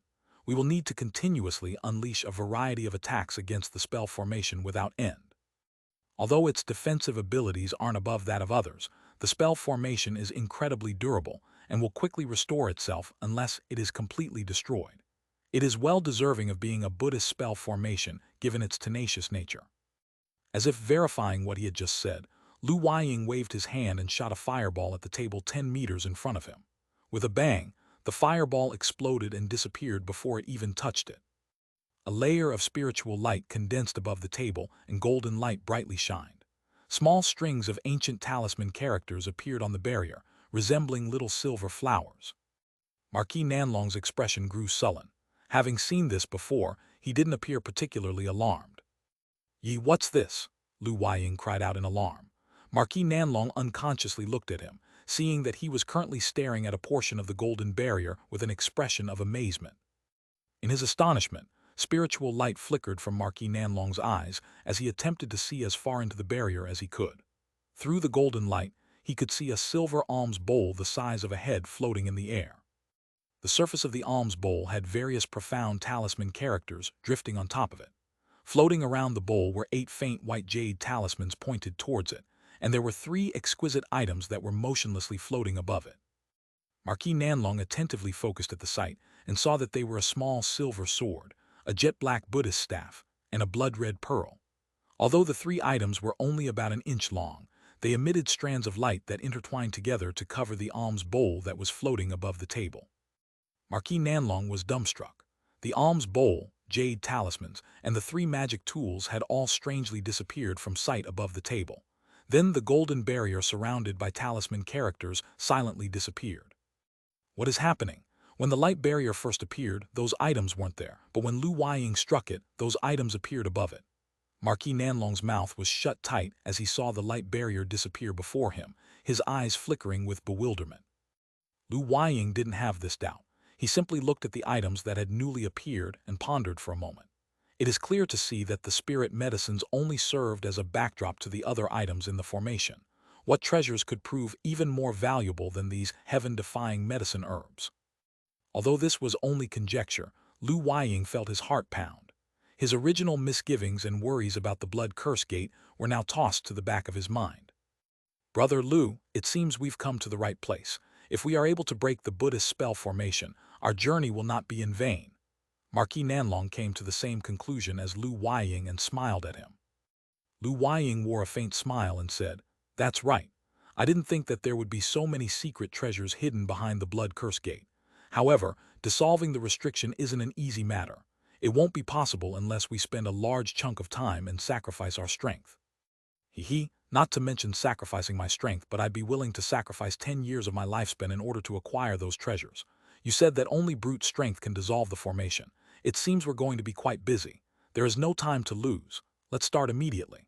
Marquis Nanlong then looked at Lu Weiying and openly said, "And when we break the formation, shall we split the treasures evenly?" "Of course, let's do as you say."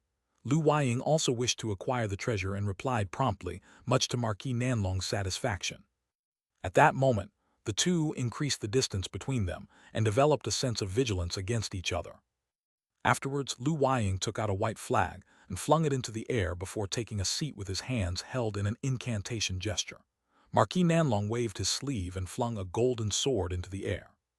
Suddenly, both a gale and sword chi were summoned. As they approached the table, the golden light barrier made another appearance, and explosions began to continuously sound out deep underground. Near the top of a mountain, A streak of azure light was flying through the sky. It was Han Li who was hurrying on his way. He had already passed through the mountain with the purple-lined scorpions and was about to enter the cave to head back to the outer valley. Because Han Li had traveled along this path before, the journey went smoothly and quickly. What took a day's travel before would now only take him a third of the time. Just as he was 2 hours from the cave, he suddenly heard a chain of explosions in the distance. His expression stirred and he paused to take a look at the source in the distance. He quickly spread out his spiritual sense and sensed strange spiritual chi fluctuation. And Li unconsciously narrowed his eyes and saw that there were faint flashes of white light coming from a mountain in the distance. If he wasn't mistaken, it was an area that he suspected to have restrictions. It was possibly an area that contained treasures from ancient cultivators. It appeared other cultivators also entered the valley depths in search for treasure. Just as Han Li pondered this, he shook his head.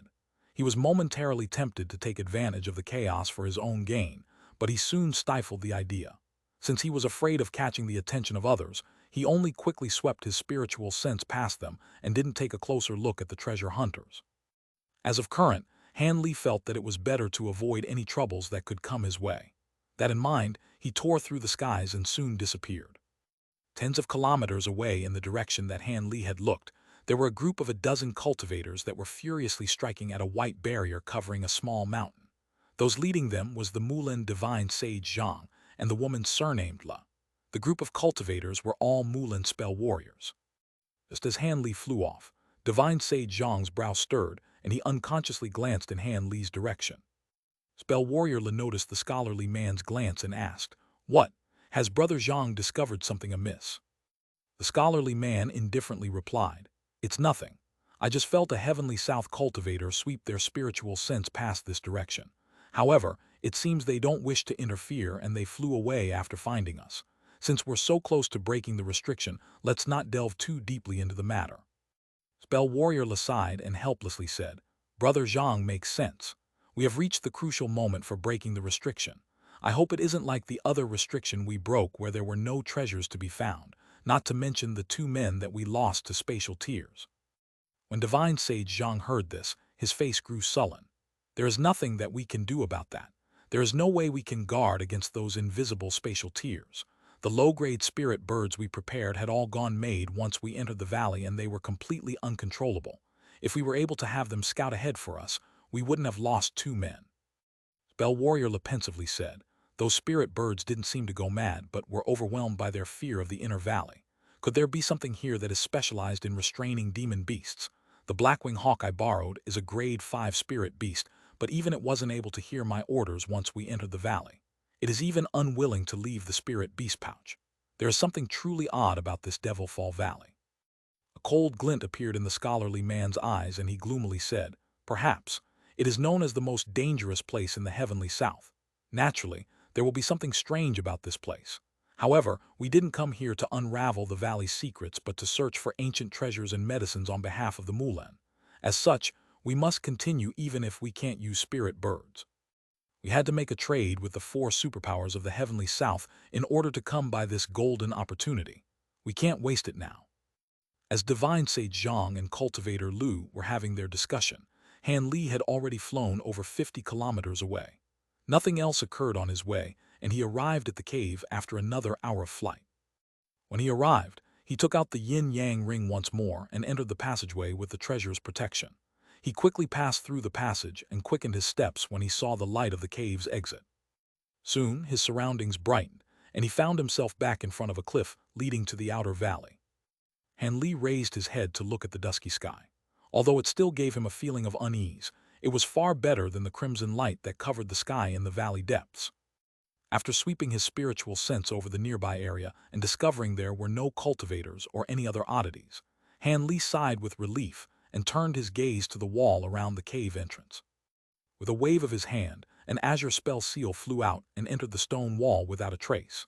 Soon after, Han Li silently formed another hand gesture as he began to slowly mutter an incantation while a strange scene followed. The unremarkable stone wall suddenly began to glow with a layer of blue light before a swarm of gold-devouring beetles flocked out from the wall, each of them carrying various-sized pieces of silver crystal. A few pieces were as large as a fist, while others were as small as a grain of sand. In the blink of an eye, the pieces of silver crystal delivered by the beetles had formed a pile in front of Han Li. They were the crystallized tailstar silver ore. When the first pieces appeared, Han Li's expression was calm, but excitement began to show when tens of these crystals dropped down. Youngster Han, the tailstar silver ore vein is far bigger than I imagined. It seems I will be able to research using this material in creating puppets. Suddenly, the monarch of soul divergence's voice appeared in Han Li's mind. He couldn't help but betray his delight from his voice. After the gold-devouring beetles had deposited the last of the tailstar silver crystal, Han Li looked at the small pile of shimmering silver and smiled. That's right. I also didn't think the tailstar silver ore vein would contain this much. We've gathered quite the harvest. Han Li swung his sleeve over the ground and swept up the silver crystals into his storage pouch in an instant. Afterwards, he sharply whistled, and the gold-devouring beetles revolved around him before rushing back into their storage pouch. Once this was done, Han Li slapped his storage pouch, and a translucent ball appeared in his palm. He then blew a mist of azure light onto the pearl, and a bean-sized speck of light appeared within the ball. Han Li stared at the pearl in his hand for a long while and slightly frowned before looking around him. After getting his bearings, his body glowed with azure light, and he streaked through the sky. Han Li wasn't flying in a hurry, and as he flew with the transparent ball in his hand, he would occasionally stop to look at it before adjusting his course and continuing on his way. After flying for tens of kilometers, he arrived above a wilderness and yelped with surprise before coming to a sudden stop. His body blurred and he quickly descended. By the time he was 100 meters above the wilderness, Han Li stopped and light flashed from his eyes. He saw a male cultivator's corpse split in half lying in the wilderness, and the surroundings had already been stained dark red with the hardened blood. As for the cultivator's magic treasure and storage pouch, they were nowhere to be seen. Han Li glanced at the corpse for a moment and sighed. It seemed someone had attacked him. After verifying that there were no spatial tiers nearby, he knew there was only one possible conclusion. Han Li didn't linger there for long and quickly continued on his way. Although he believed that there were few things in the valley that posed a threat to him apart from the two late nascent soul cultivators, it would still prove dangerous if a group of cultivators were to surround and ambush him. While this wasn't likely, Han Li traveled with heightened wariness regardless. After half a day had passed, Han Li still hadn't found any signs of an ambush. Rather, he came across two cultivators who had perished as a result of spatial tears. Han Li shook his head at the sight of their broken bodies. Following the guidance of the transparent ball in his hand, he eventually arrived above a dense and verdant forest. Han Li muttered to himself for a moment before gripping the transparent ball in his hand and exerting strength into it. In a flash of azure light, it shattered with a clear ring. When the ball shattered into fragments, the speck of azure light that floated inside of it was freed. The speck of light floated in front of Han Li while waiting for further instruction. The bean-sized speck of light flickered before shooting off as soon as he pointed at it while he closely followed after it. A moment later in the sky above the dense forest, the speck of light flickered and began to fly downwards. As Han Li descended after it, a glint shined within his eyes. When it arrived at the ground, the speck of light spun around a gigantic tree before disappearing into its trunk. When Han Li saw this, he landed in front of the tree and the light around him faded away. He quickly sized up the tree before pressing his hand against it. With a muffled bang, green light flashed from where he pressed his palm, and an azure talisman floated from the tree. He swiftly grabbed the talisman between his finger and glanced at it with a smile before tossing it into the air. Whoosh! The talisman set itself on fire before streaking into the sky in a fiery red line. This time, Han Li stood still for a moment and sat cross-legged on the ground before closing his eyes and restoring the magic power he had consumed on his way here. Not long after, the streak of red light dropped down at an unremarkable corner of the forest. Then another streak of light emerged into the sky and flew towards Han Li's location. Before the streak of light arrived, Han Li slowly opened his eyes and watched as it approached. The streak of light soon arrived. It flew once around Han Li as if verifying his identity and then swooped down. As soon as the streak touched the ground, the light instantly disappeared to reveal a white-robed woman who possessed an otherworldly beauty. Han Li calmly looked at her and said, "Lady Violet Spirit, you arrived quite quickly." "Quickly? I've already been waiting here for several days. During that time, 7 groups of cultivators have searched through this forest, and I grew more nervous each time it happened. I would have left soon if Brother Han didn't arrive." Violet Spirit's pleasant voice seemed to contain a bit of annoyance as she walked towards him with graceful steps. Han Li smiled and looked at Violet Spirit's flawless face before continuing. Lady Violet Spirit revealing her true appearance has come as a surprise to me. I had believed that it was easy for you to conceal. Violet Spirit pursed her lips and sweetly said, when I entered the valley, I had used a treasure to conceal my true appearance. However, there seems to be a restriction in the valley that has rendered it ineffective. Without it to conceal my true appearance, I have no choice to but wear it. What? Could it be that my uncouth appearance is below Brother Han's notice? Fairy Violet Spirit must be joking. With a wry chuckle, his expression suddenly became solemn as he said, that's enough joking around. Was this the first place you found that was marked? Violet Spirit withdrew her smile and answered, that's right. It should be genuine since the original mark was destroyed by the Ghost Spirit Sect. However, finding it should prove to be no problem. When Han Li heard her mention the Ghost Spirit Sect, he raised his brow and coldly smiled. Since that's the case, let's just follow the Ghost Spirit Sect disciples. It should save us quite a bit of time. As Brother Han commands. A month ago, I placed a tracker unique to the Exquisite Sound Sect onto the Ghost Spirit Sect disciple, who gave me the information. The tracker isn't something created from magic power, but by a fragrance undetectable to others. While the range of this fragrance isn't large and it disappears after 2 months, it should still be enough to track down the Ghost Spirit Sect disciple that I placed it on. I will have to trouble fellow Taoist Violet Spirit to lead the way. First, we will track down the Ghost Spirit Sect disciple and rush past the marks they placed before. This way, the Spirit Kindle fruit will be ours. Han Li nodded and then slowly stood up. A silver-tailed squirrel suddenly shot out from the dense forest and flew into the sky. It then sniffed the air before flying off in a certain direction. Soon after, 2 streaks of light flew in a circle before closely flying after it. As Han Li followed after the flying squirrel tracking the Ghost Spirit Sect Elder Zhang, the Ghost Spirit Sect Master's party had passed through a huge mountain and arrived at a basin. The basin was dim and damp with various sized puddles on the ground that made it miserable for the party of cultivators to walk through. Although they were able to use a few minor spell techniques to ward off the mud and dirty water, their speed was massively reduced. Regardless of their currently discomfort, none of them complained.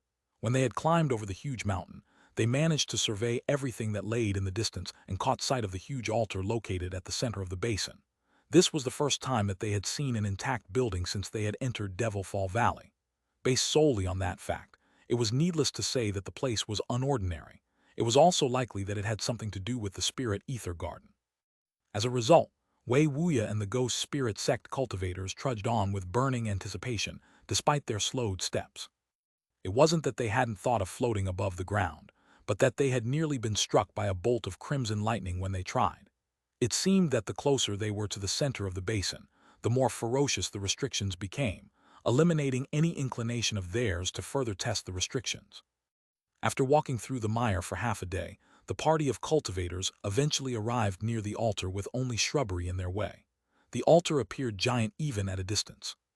The altar was carved out of white mountain stone and stacked with huge steps. It was absolutely towering, reaching over a kilometer into the sky. It was a truly grand and imposing structure, but given its vast height and the distance from them, they were still unable to clearly see its base. Although Wei Wuya was treading through the murky water, his entire body emitted a faint green light that allowed him to slip through it in a smooth manner.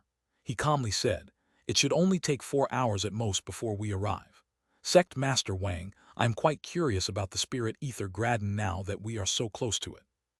Wang Tiansheng faintly smiled and casually said, "Brother Wei, be at ease. When the time comes, I will be certain to tell you everything." Wei Wuya nodded and was about to ask something further when a green light suddenly flashed from the Ghost Spirit Sect disciple walking at the very front. The disciple tumbled back before his head rolled off his body, followed by his chest, landing in the murky waters with a splash. Spatial tear. When Wang Tiansheng heard this, his expression vastly changed. Wei Wuya and Wang Tiangu also wore solemn expressions at the. Although Wei Wuya and Wang Tiangu didn't know what Wang Tiansheng was plotting, their path had gone smoothly before this, and they had grown relaxed and careless. Now that a spatial tear had appeared before them, they couldn't help but feel their hearts tremble. When the other 3 Ghost Spirit Sect disciples saw this, their faces paled, and the entire party came to a stop.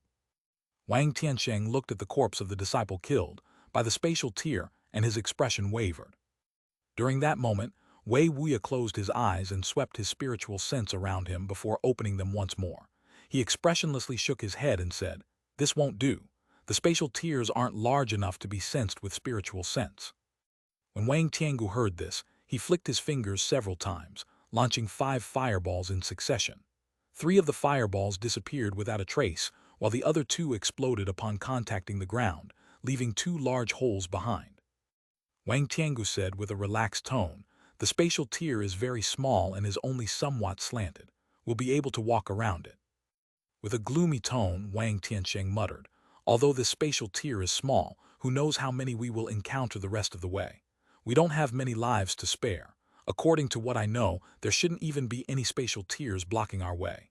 Could it be that that person has hidden something?" Wei Wuya's expression stirred when he heard this, but he said nothing. As for Wang Tiangu, he glanced at the altar in the distance before looking back at the corpse lying on the ground, appearing somewhat confused. "Then what should we do, Sect Master?" Wang Tiansheng tensely frowned and he glanced at the sky without immediately replying. After a moment of silence, he let out a long sigh and said, "Originally, I planned on waiting until we arrived at the altar before saying anything, but I no longer have a choice. I will tell you everything." When Wei Wuya and the others heard this, they glanced at each other with dismay. Wang Tiansheng waved his sleeve in a flourish of silver light, summoning a plain scroll into his hand. The scroll was a meter long and shined with silver light. "That is," Wang Tiangu couldn't help but cry out at the sight of the scroll. Wang Tiansheng looked at Wang Tiangu and chuckled. "Of course you know what this is. You personally gave it to me after all.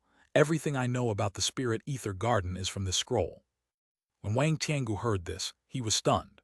The scroll was the portrait of Master Kang Kun that had been inside his hidden lair in the Mulan Plains. Wang Tiansheng tossed the scroll out and suspended it in the air in a ball of light. He then formed an incantation gesture and pointed at the scroll. With a crackle, the scroll quickly unfolded, revealing the portrait of a scholarly man wearing Confucian robes with a sword on his back as he looked to the sky at the rear of the portrait. Wang Tiangu and the others widely opened their eyes as they stared at the portrait. But after a while, none of them were able to sense anything from it. But when Wei Wuya swept his spiritual sense past the portrait, his expression stirred and a trace of astonishment appeared on his face. Wang Tiansheng stirred upon seeing Wei Wuya's change in expression, and he said, as expected of a late nascent soul cultivator, "Fellow Taoist Wei was able to discover the mystery quite quickly. I was only able to find the peculiarity of the scroll because I had cultivated a certain secret technique. It's nothing special. It's like a spatial pocket magic tool that I had seen a long time ago. If fellow Taoist Wang hadn't mentioned it to me, I wouldn't have been able to easily discover it." Wei Wuya responded with an odd expression. Wang Tiansheng smiled and asked no further. He then raised his hand and released a black spell seal from his sleeve, striking at the scroll. He then coldly snorted and said, "Are you not going to come out? Do you want me to use devil fire to force you out?" The others were alarmed to hear this and felt somewhat baffled. Wei Wuya also raised his brow in surprise, and his face betrayed a trace of bewilderment. Afterwards, an inconceivable event occurred. A man's voice clearly left the scroll. "Isn't this earlier than we had agreed? Why would you summon me before you arrived?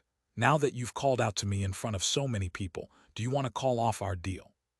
Silver light shined from the scroll, and the scholarly man in the portrait suddenly turned around to reveal the face of a middle-aged man with long facial hair. However, he appeared quite displeased. Not only were the remaining Ghost Spirit Sect disciples astonished by the scene, but Wang Tiangu's jaw dropped as well with an expression of astonishment. As for Wei Wuya, he only revealed his shock for a short moment before calming down.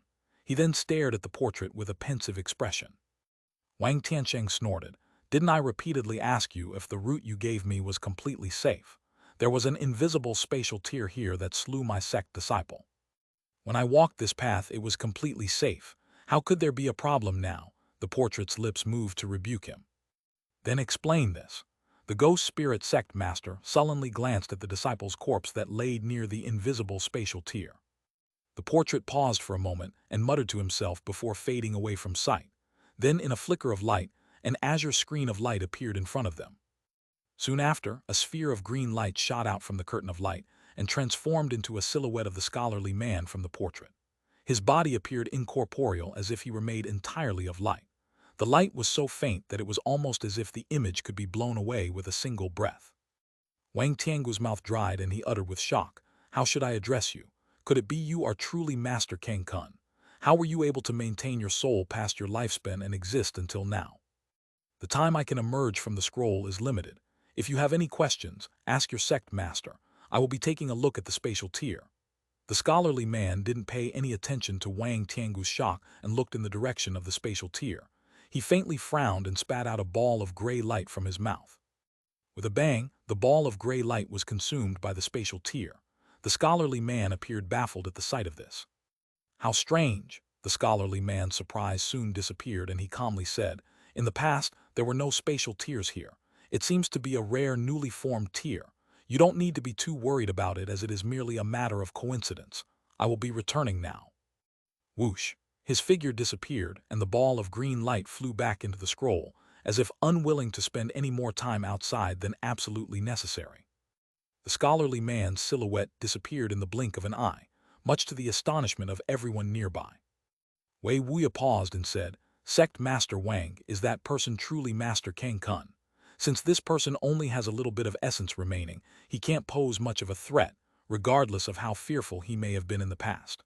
Was he the one who told you about the spirit ether garden?"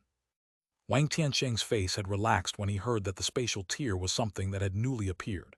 He then turned to Wei Wuya and said, "To start with, we can say that he both is Master Kang Kun and is not Master Kang Kun. And yes, everything we know about the spirit ether garden came from him." "What do you mean? There is no need to keep it a mystery," Wei Wuya said with an annoyed tone. Wang Tiansheng indifferently explained, "Brother Wei misunderstands. The portrait soul you witnessed was the scattered soul of one of Master Kang Kun's incarnations. When this incarnation probed into Devilfall Valley, it was destroyed by a restriction. As a result, Master Kang Kun used a soul-nurturing technique to refine the soul fragment into a scroll magic tool for recovery. But now that the genuine Master Kang Kun died countless years ago, this soul incarnation has become independent. It isn't strange to say that this soul incarnation has become a different person entirely." Wei Wuya expressed surprise when he heard this while Wang Tiangu pursed his lips and wryly chuckled. It wasn't clear whether or not he was bitter about not having discovered the secret of the scroll or because of his previously excitement. Wei Wuya nodded and coldly said, "It seems you've reached an agreement with that soul remnant and he's told you about the spirit ether garden. However, this has nothing to do with me. I only care about entering the garden. Now that I've reached this age, I only care about entering the deity transformation stage and ascending to the spirit realm." Brother Wei is quite a sensible individual. This way is for the best. All right, since the spatial tier was only an anomaly, let's continue. The ghost spirit sect master smiled and pointed to one of the disciples to continue leading the way. The disciple paled when he saw this, but he continued onward nevertheless, avoiding the spatial tier in the way. Wei Wuya gradually quickened his steps, and the other ghost spirit sect disciples followed suit, making their way toward the huge altar in the distance. Standing inside of a glacial area deeply layered in frost, Han Li raised his head toward the crimson light above him. He then faced Violet Spirit and said, "What's going on? Your flying squirrel has gone mad." Not far behind them, there was a 200-meter-wide ravine of ice. Han Li and Violet Spirit had passed through it to enter the valley depths. Surrounding them now was a land of ice, snow, and the howls of bone-chilling winds. However, Han Li's azure robes remained completely still as if unaffected by the frost. "I don't know. My flying squirrel was doing fine on the outside, but when it passed through the ravine, it suddenly went mad. Fortunately, I withdrew it quickly before something could happen. Even after it entered the spirit beast pouch, it's still completely frantic." Violet Spirit frowned in complete confusion. Han Li muttered to himself before suddenly slapping his storage pouch. A small group of gold-devouring beetles were released, and they buzzed as they gathered in a small cloud above his head before remaining completely still. Then, with a mental command, the small group of beetles immediately returned to his storage pouch with complete obedience. Han Li stroked his chin and his gaze flickered as he slapped another storage pouch to summon a black streak of light. It revolved once above his head and then dropped down a meter in front of Han Li. The light faded away to reveal a small black monkey that was several inches tall, the weeping soul beast. It yawned and blinked, blankly staring at Han Li as if it had just woken up. Han Li watched the beast for a long while before summoning a wave of azure light with a sweep of his sleeve. And in another flash of light, The weeping soul beast disappeared from sight. And Li pondered to himself for a moment and turned to Violet Spirit. Having come to a decision, he said, "Since you've lost control of your flying squirrel, I have no choice but to rely on myself to track down the Ghost Spirit Sect. Fortunately, we aren't too far away from them now that we've entered the valley depths. I will spread out my spiritual sense and look for any tracks they left behind. Guard me for the time being." Han Li was relieved that the gold-devouring beetles and the weeping soul beast were unaffected by the valley depths.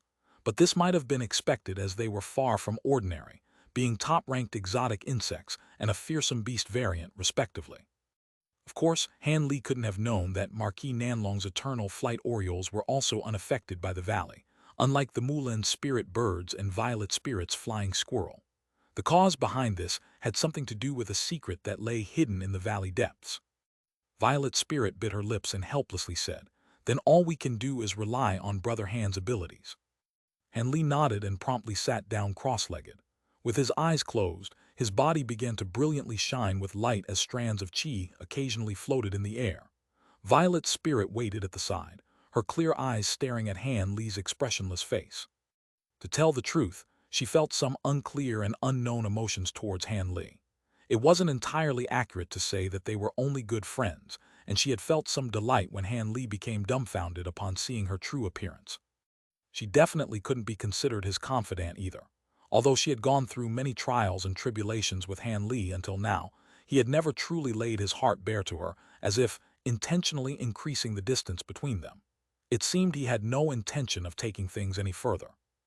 As a matter of fact, with Han Li's current status in cultivation, if he had proposed to marry her, she was still unsure whether or not she would accept. She had unintentionally found out from the Drifting Cloud Sect's cultivator song that Han Li already had a Dao companion by the name of Nangong Wan, much to her disappointment. It felt as if something of hers had been snatched away. Violet Spirit's mind remained in a daze as she stared at Han Li's face, her imagination running rampant. Of course, Han Li was completely ignorant of all of this. He had already released his spiritual sense to sweep through a 50-kilometer radius and see if there were any Ghost Spirit Sect cultivators around. But as a result, his search ended in vain. Han Li frowned, but he wasn't discouraged. He then spread out his spiritual sense to scan over 100 kilometers away, but was still unable to discover the aura of any other cultivators. After some consideration, Han Li tossed a spirit beast pouch into the air, and he formed an incantation gesture with his hands, releasing over 1,000 gold-devouring beetles into the air. "Go!" Han Li widely opened his eyes and waved his hand, striking at the beetles with an azure spell seal. The beetle swarm loudly buzzed before scattering and flying off in every direction. Han Li then closed his eyes once more, and the light surrounding his body became even more brilliant. When Violet Spirit saw this, she wore an expression of alarm. She didn't know what Han Li had just done. At that moment, Han Li had already reached the pinnacle of the Great Development Technique. He had forcefully divided his spiritual sense into over 1,000 different strands, and sent almost all of them to attach themselves to each gold-devouring beetle, leaving behind only a few strands on his body to protect himself. His strands of spiritual sense were able to see through the eyes of the gold-devouring beetle that they possessed, but they weren't able to sense a cultivator's aura.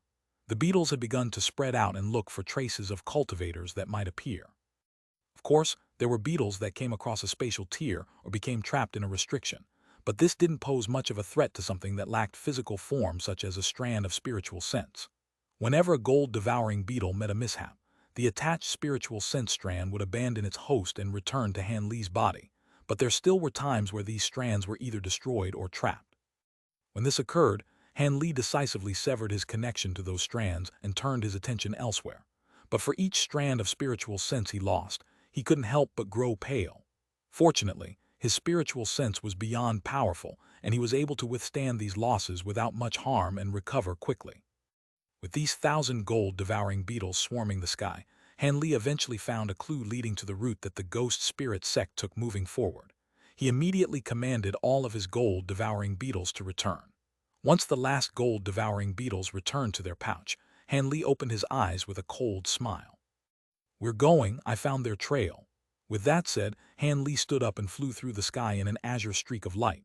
When Violet Spirit saw this, she rejoiced and closely followed after him. Shortly after, Han Li and Violet Spirit appeared above an expanse of scattered stone. Han Li stared at the newly appeared hold with a strange expression. Han Li calmly said, "It seems this is one of the places with a sign placed here. If I remember correctly, there should be 2 marked locations that lead to the spirit kindle fruit. This is a prime opportunity to track them down." Then, with a fling of his sleeve, a ball of white light flew from his sleeve and landed 10 meters away from them to reveal the wind-riding chariot. With a firm tone, Han Li ordered, "We'll quickly chase after them.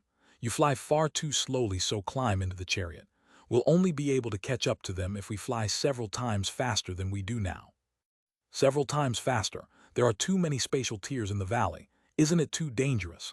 Violet Spirit's expression changed in alarm. "I'm only doing this because I am certain it will work." Han Li mysteriously smiled and continued, "Could it be that Lady Violet Spirit doesn't want to take any risks for the spirit kindle fruit?" Violet Spirit's clear eyes flickered for a moment before she sweetly smiled and said, "According to what I know of you, Brother Han definitely wouldn't take any risks unless he were absolutely certain. It seems you have a secret technique that allows you to see through the invisible spatial tiers. As such, I will respectfully follow your suggestion." Then with a blur, she boarded the wind-riding chariot. Han Li glanced at the woman with a trace of surprise, but wordlessly commanded the chariot forward regardless.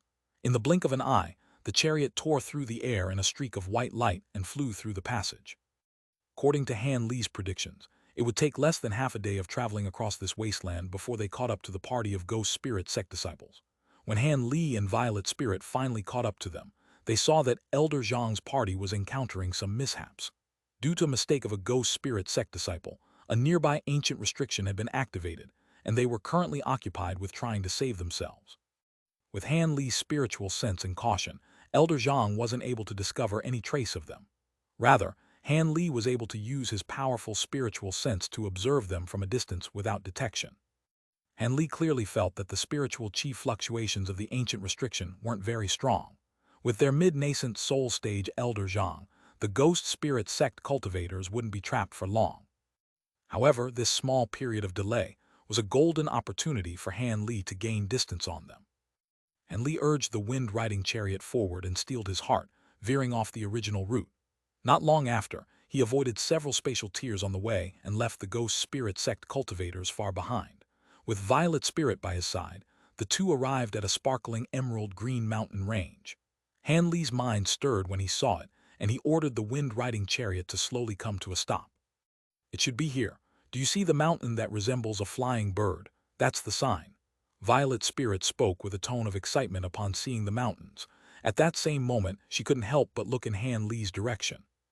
In truth, although Violet Spirit said she held complete confidence in Han Li, she still felt a lump in her throat when the wind-riding chariot traveled at lightning speed.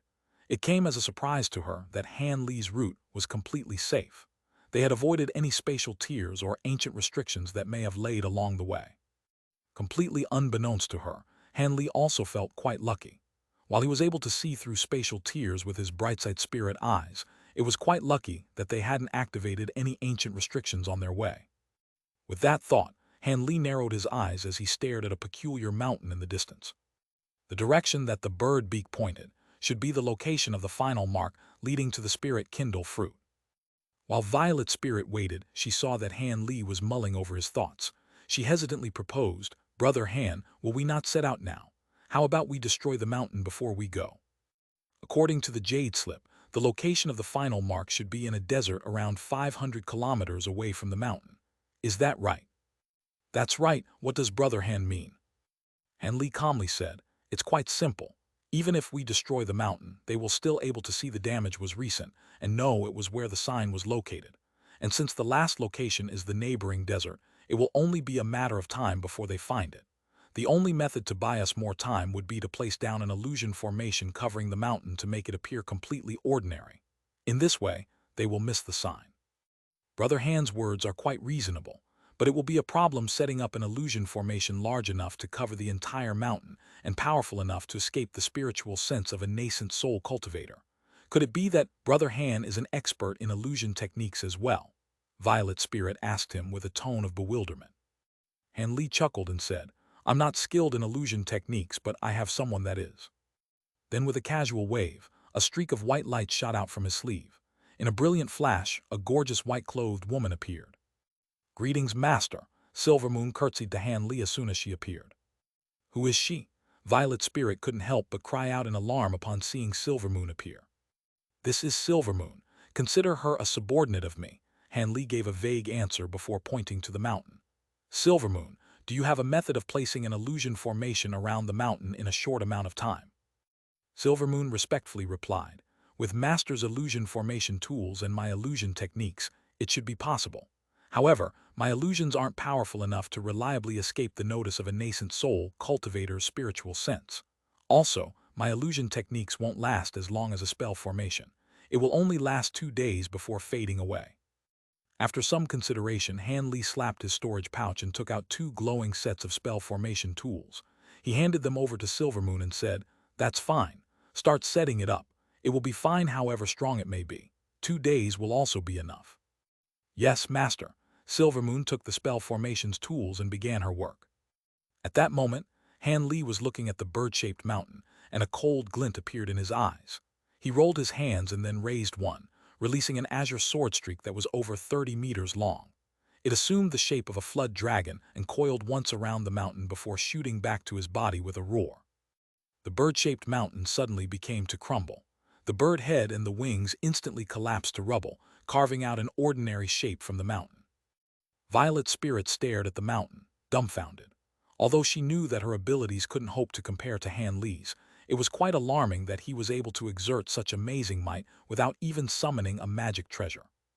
Although she had already heard that Han Li was a force only inferior to the 3 great heavenly south cultivators, Violet Spirit had always felt somewhat skeptical of the rumors. After all, only until recently Han Li was a core formation cultivator such as herself. To garner such widespread fame shortly after entering the nascent soul stage was outlandish to Violet Spirit. She had originally believed that his reputation was a result of luck and his opportunistic methods.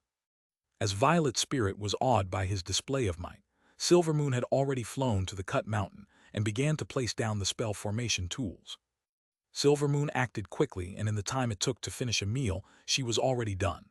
Layers of white mist began to slowly rise from the mountain, covering a majority of it. Only the peak of the mountain was left uncovered. With this done, Silvermoon streaked towards the mountaintop in a ball of silver light and opened her mouth, spitting out a pink mist to cover the mountain below.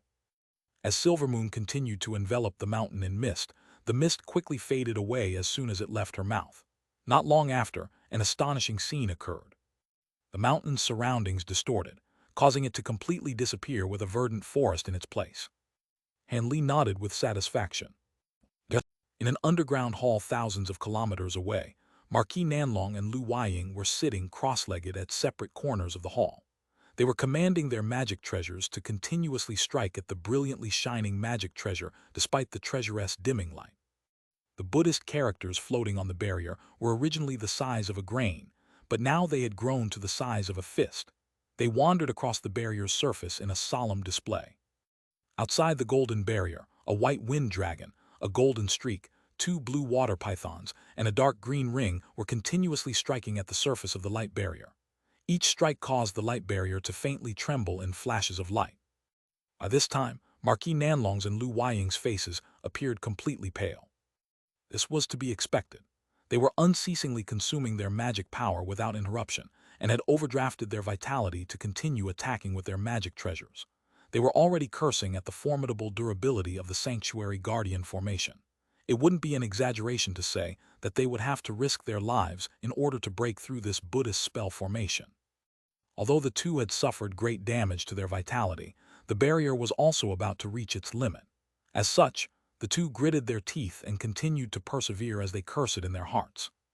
After an unknown amount of time, a huge explosion sounded out.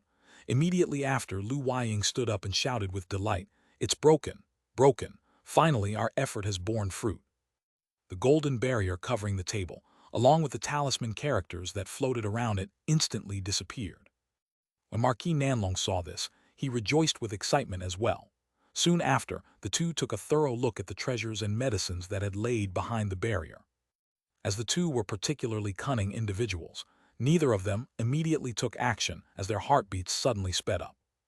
Marquis Nanlong and Lu Weiying stared at the table and their gazes unconsciously met. They both watched each other with vigilance. Although the two had been friends for years, In the face of such precious treasures, their friendship evaporated in an instant. Silence filled the hall, only to be interrupted by Lu Weiying's chuckle. He said, "Brother Nanlong, we both are well aware of what the other is thinking. Although my cultivation was lower than yours in the past, you had suffered quite a bit of damage to your cultivation during your excursion in the Mulan Plains, and now our strengths can be said to be equal. With so many spiritual medicines, we don't need to fight over them.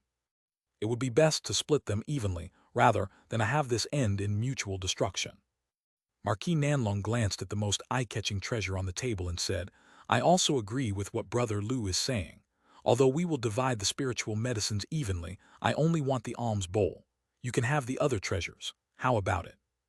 Lu Weiying's expression stirred, but after a moment of thought he said, "The alms bowl, that's fine. Let's divide it like that then. As of current, I only wish to increase my lifespan in cultivation. I don't particularly value treasures." Marquis Nanlong rejoiced. He originally thought he would have to sacrifice more to persuade Lu Weiying, but he had easily agreed to his conditions. Regardless, he erred on the side of caution and took a careful glance at Lu Weiying. Even after seeing that his expression was entirely calm, Marquis Nanlong still hesitated. Upon seeing this, Lu Weiying smiled and said, "What? Did Brother Nanlong change his mind? Will I be taking the alms bowl instead?" Marquis Nanlong's gaze flickered, and he remained silent for a spell. Eventually, Marquis Nanlong chuckled with a calm smile and replied, "Brother Lu must be joking. Since you've agreed, I will take you up on your offer. Let us take them at the same time. You take the 3 treasures and the jade talismans while I take the alms bowl. Then we will distribute the spirit medicines. Will that do?" "Yes, let's do as you say," Lu Weiying agreed without any hesitation. Satisfied, Marquis Nanlong nodded, and the two took action at the same time. Lu Weiying swept his sleeve towards the table and shot out a white mist to sweep up the 3 magic tools and the many jade talismans. Simultaneously, Marquis Nanlong carefully opened his mouth to sweep up the alms bowl in a ball of golden light. This all happened smoothly without a problem. The treasures were swept up by the lights without any resistance and flew back to their respective owners. When Marquis Nanlong took the alms bowl into his hand, he couldn't help but reveal an expression of joy. As for Lu Weiying, he didn't express the slight emotion upon acquiring his treasures. As Marquis Nanlong looked at the flawless alms bowl in his hand, his smile faded away. With a quick flip of his hand, he slapped the alms bowl in a blur, placing a yellow talisman on top of it. Lu Weiying's expression vastly changed at the sight of this. In his alarm, he asked, "Marquis Nanlong, what are you doing?" "What am I doing? You think I didn't see that the treasures and jade talismans were being used to suppress this alms bowl? Although I don't know what it is, I know that it is a supreme ancient treasure. Whatever it is that lies within should also be quite fearsome. However, if you think that I'll be opening this alms bowl in front of you, I fear you will be disappointed. Unless I am completely certain of suppressing it, I will not be opening it." As Marquis Nanlong spoke, his hand continued to slap down on the alms bowl, placing 5 various-colored talismans down in a single breath. Lu Weiying soon regained his composure and said, "Hee. I didn't think that you'd misunderstand my concession to your terms. I don't know why, but I feel we should immediately depart as soon as the medicines are divided. I don't want to stay here any longer than necessary." Marquis Nanlong snorted in derision and said, "Then let's do as you says. We'll evenly split the medicines which will extend our lifespans. As for the remaining medicines, we'll pick them one by one." With one hand holding the alms bowl, he reached out towards the table with his other. In that instant, a foot-large hand of golden light appeared on the table and grabbed at the heaven essence fruit. Lu Weiying's expression turned sullen. Without giving a reply, a hand of white light appeared above the table and grabbed at the purple heaven-men mushroom on the side. With a muffled sound, both the heaven essence fruits and the heaven-men mushroom disappeared from the table, and the 2 hands of light grabbed nothing. Then the table brilliantly shined with light, and all the spirit medicines bubbled away without a trace. Interrupted by this, Marquis Nanlong and Lu Weiying were dumbstruck. At that moment, the alms bowl that Marquis Nanlong held in his hand began to wildly flash with light, and the talismans sealing it began to combust. The talismans were instantly turned to ashes by pitch-black demonic flames. The flames spread across the spirit medicines like wildfire. In Marquis Nanlong's furious alarm, he looked down at the alms bowl in his hand, and his face turned deathly pale. Without another thought, golden light shined from his hand, and a worn golden talisman appeared on his finger as he fiercely slapped it onto the alms bowl. But it was clear to see that it was too late. The lid of the alms bowl shot up into the air with an explosive bang, and an indistinct black light was quickly released from it, shooting towards the holder of the alms bowl, Marquis Nanlong. At such a close distance, he wasn't able to avoid it. With his other hand still several inches away from placing the golden talisman on the alms bowl, the black light sunk into his face and disappeared without a trace. A miserable and pained scream left Marquis Nanlong's mouth, and he fiercely smashed the alms bowl into the wall beside him before kneeling onto the floor with his hands covering his head. As for the golden talisman, it had already dropped to the floor. Soon, his face began to warp. Possession. When Lu Weiying saw this, his face turned pale from fright. Without another thought, he pointed to Marquis Nanlong, and two blue halberds shot out from his body to fiercely strike at Marquis Nanlong without mercy. But in the following moment, Marquis Nanlong roared and raised his head to reveal a face covered in a dense layer of black qi. His eyes had become silver-white, and they glared at the incoming blue halberds without emotion. Just as the blue halberds arrived before him, Marquis Nanlong suddenly raised his arm. Clang! Clang! The two halberds were quickly blocked by his arm, the sound of metal striking metal resonating from the impact. The blow had scattered the robes to reveal his bare skin underneath. When Lu Weiying saw this, his eyes were wide with shock. The arm was glowing with black light and covered in purple-red tendons, and his hand became entirely hard and was tangled with black qi. This grotesque, monstrous arm was currently blocking the two blue halberds without the slightest injury. Inconceivable. Lu Weiying's heart dropped. Despite Marquis Nanlong's mid-nascent soul-stage spiritual sense, he had been possessed in an instant, causing his body to undergo a complete transformation. That black light was no ordinary evil soul. With that thought, Lu Weiying suddenly flung his sleeve and summoned a white spell flag into his hand and a fire-red scarf into the other. He tossed out the scarf as soon as it appeared, forming a red barrier of light in front of him, alleviating some of the panic that filled his mind. To the best of his understanding, his vast yang scarf should be enough to block any devilish or demonic attacks, given that he was facing an evil soul. Marquis Nanlong's body stood up with a stagger but didn't immediately attack Lu Weiying. Instead, it held out its arms in front of it and carefully examined its body once through. Then, with its head facing the sky, it monstrously howled in laughter. "Ha ha, Keek. After so many years, I've finally been freed. Let's see who will block the rise of this sacred ancestor now. This world now belongs to our holy realm." Sacred ancestor, holy realm. Despite not knowing what this meant, Lu Weiying felt a chill overwhelm his heart when he heard it. He silently turned to look at the hall's entrance and recalled the spell formation he had placed outside the hall. Suddenly, his body brilliantly shined with white light and shot towards the hall's entrance. In that short time, he arrived at the hall's entrance.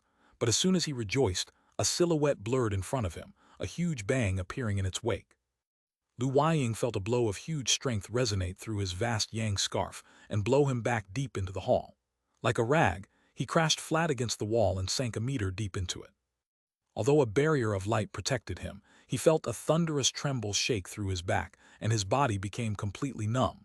For the time being, he had lost control of his body. At that moment, Lu Weiying clearly saw Marquis Nanlong's body standing at the hall's entrance. It coldly lowered its fist and smirked at him, causing his complexion to blanch. "Not bad, not bad. Despite the fact that this devil-feed body is inferior to my original body, you must be quite the cultivator to withstand that blow. I will accept you as a blood sacrifice." A sinister voice left the mouth of Marquis Nanlong's body. The black qi surrounding his face grew even more concentrated, and his pair of silver-white eyes icily stared at Lu Weiying as if he were already dead. Lu Weiying felt an icy tremble fill his heart. Once those words were said, Marquis Nanlong's body blurred and pounced towards Lu Weiying, leaving a trail of afterimages in its wake. Lu Weiying felt himself overcome with fear. He thought to emerge from the wall, but he didn't have nearly enough time as Marquis Nanlong was far too quick. In a display of monstrous strength, black qi-clad claws were stabbing towards Lu Weiying's skull. In his panic, Lu Weiying resolved himself and white light flashed from his body, pouring the entirety of his magic power into his fire-red scarf. In that instant, the barrier of fire-red light sharply expanded to 6 inches thick, right before Marquis Nanlong fiercely stabbed his claws into him with emotionless eyes. A bizarre crackle sounded out and blinding light flashed before Lu Weiying. He watched in fear as the monstrous claw pierced through the barrier before eventually coming to a stop. Lu Weiying was greatly relieved to see this and regained a bit of his composure. Then, Light began to flash once more around his body as he attempted to break free of the metal-like walls. When Marquis Nanlong saw this, a smirk appeared on his face. With another loud bang, he smashed his other hand into the red light barrier. In that moment, most of the spirit light that Lu Weiying had emitted from his body suddenly dispersed for some unknown reason. Before Lu Weiying even realized what had happened, Marquis Nanlong pulled on his arm stuck in the barrier and smashed his free hand into the light barrier. The light barrier trembled and blew away the remaining spirit light that Lu Weiying had summoned, scattering it away entirely. At that moment, his body sank several inches deeper into the wall. Not good. Lu Weiying suddenly realized what was happening, and his expression vastly changed. He hastily shook the white spell flag in his hand in an attempt to activate it. However, Marquis Nanlong began to methodically pound down his fist, refusing to give Lu Weiying the opportunity to activate the flag. Each punch struck down just as he began to pour spiritual qi into the flag and forcefully interrupted him, with each continuous strike coming down faster and with increasing force. Trembles resonated throughout the wall. Lu Weiying thought to execute a secret technique, but half of his magic power faded away when he attempted to activate it. As a result, Lu Weiying was denied the use of his abilities as he was helplessly trapped inside the stone wall. He could only blankly watch in despair as the red light barrier around him gradually became dimmer. Lu Weiying met eyes with Marquis Nanlong, and he felt his heart violently tremble. It was only a matter of time before his treasure was broken through and his body smashed to a pulp. With that thought, Lu Weiying gritted his teeth and loudly shouted. White light shined from his head as a nascent soul with his face emerged from it. Its face was panicked, and it was tightly holding onto a small blue sword. At the same time, the vast yang scarf suddenly ruptured. The last trace of hesitation faded from the nascent soul's mind, and it suddenly disappeared with a stamp of its foot, blurring towards the hall's entrance. However, things didn't go as planned. With his back still facing the entrance as if oblivious to what was happening, Marquis Nanlong's back suddenly exploded, and a ghost face with its eyes shut sprouted out from it, identical to the one on the blood curse gate. At that moment, the ghost face opened its silver eyes and released a purple streak from its mouth. At that same moment, Lu Weiying's nascent soul had already tossed out his flying sword and was riding away on it as quickly as he could. But when it heard a howl across its ear, the nascent soul felt its mind burn as something spurted forth from its head. The nascent soul blankly stared at the long strip that emerged from its brow and sharply screamed. Then an instant later, it lost all the strength in its body, and it fell onto the ground, motionless. Were there anyone present to see this, they would have seen a long purple strip shot out from the ghost face's mouth and pierce through the nascent soul's head, the purple strip being the ghost face's tongue. When the ghost face saw the nascent soul fell, it sneered and withdrew its tongue, drawing Lu Weiying's nascent soul into its mouth and chewing it several times before swallowing. It then slowly closed its eyes with a satisfied expression. At that moment, Marquis Nanlong finally turned around and expressionlessly looked at the masterless small blue sword. A harsh expression appeared on its face, and it swiped its hand, tearing out the heart from Lu Weiying's body and crushing it, scattering it into the air as a bloody mist. The body was now completely lifeless. With this done, Marquis Nanlong expressionlessly swept his gaze around and then effortlessly turned into a black mist before heading outside. A moment later, he found himself facing several masterless spell formations. He scoffed and passed through them before directly rushing out of the pool. In the time it took to finish a cup of tea, Marquis Nanlong appeared several hundred meters above a mountain and glanced around. Flying at such a height naturally stirred a few of the restrictions in Devil Fall Valley. Countless bolts of lightning rained down upon him from the sky, but whenever they arrived 3 meters away from him, they were redirected and turned away, leaving him entirely safe and peaceful. Marquis Nanlong looked around him for half a day and eventually got his bearings. Suddenly, he narrowed his eyes, silver light flickering from within them, and he streaked through the sky in a streak of black light. At that moment, the Ghost Spirit Sect Master's party was standing at the side of the giant altar, and were looking at the endless stairs that rose above them with expressions of awe. Earlier, they had been caught in a large-scale restriction over 5 kilometers away from the altar, and were delayed for nearly a day as a result. Now that they had finally arrived next to the altar, they were able to see that, although it was grand and imposing, there were clear signs of the vast passage of time. Not only were the stairs overgrown with weeds, but there were also a few areas that were completely worn down. Wang Tiansheng examined the altar for a long while. He eventually said, "Go. When we arrive at the top portion of the altar, we'll be able to find traces of the spirit ether garden. According to the soul remnant, the entrance should be there." He then stepped forward and took the lead climbing up the altar. But much to the shock of the others, Wang Tiansheng loudly cursed as soon as he set off. Yellow light then appeared all around him. Looking up at the seemingly endless flight of stairs, he resentfully gritted his teeth and said, "Everyone be careful. Restrictions exist on these steps. Climbing to the top of the altar won't be an easy task." Wei Wuya frowned when he heard this. Although he didn't care about a few restrictions, it would definitely slow down the rest of the party. He was helpless to do anything about this. The others also shared his thoughts. Knowing that the spirit ether garden lay in front of them, the existence of these restrictions aroused irritation and impatience in them. "Let's go," Wang Tiangu sighed and set foot on the stairs. Yellow light then lit up around him, and he felt his body become half a ton heavier. At that moment, the others were affected by the formation as well. While Wei Wuya was able to move unimpeded, the three-core formation cultivators paled as they struggled to climb. The party of cultivators slowly climbed to the top of the altar. Next to an oasis concealed by restrictions, Han Li looked at the water in front of him and muttered, "This is the spirit kindle fruit." Outside of the restrictions, there was boundless yellow sand surrounding them. That's right, this is definitely the fruit. Regardless of its exterior appearance, all the signs point to it being genuine. Violet Spirit stood 3 meters away from Han Li and spoke with an expression of excitement. Her luminous eyes were unerringly focused on the oasis. At the center of the water in front of them, there was some sludge emerging from the water along with the stalk of a glistening emerald-green plant. It was a meter tall and covered in thumb-sized oval leaves. Growing at the very top of the plant were 4 odd fruits. They were fire-red, slender at the top and wide at the bottom, and glowed with a faint red light at the top. Along with the faint scent that it emitted, it bore a striking resemblance to a lit candle on a stand. Han Li was also certain that this was the spirit kindle fruit, and smiled when he heard that Violet Spirit thought so as well. Violet Spirit deeply sighed and turned to Han Li, saying with a decisive tone, "I'm going to pick the fruits right now. It's best not to let matters drag on. There is no need to be so impatient.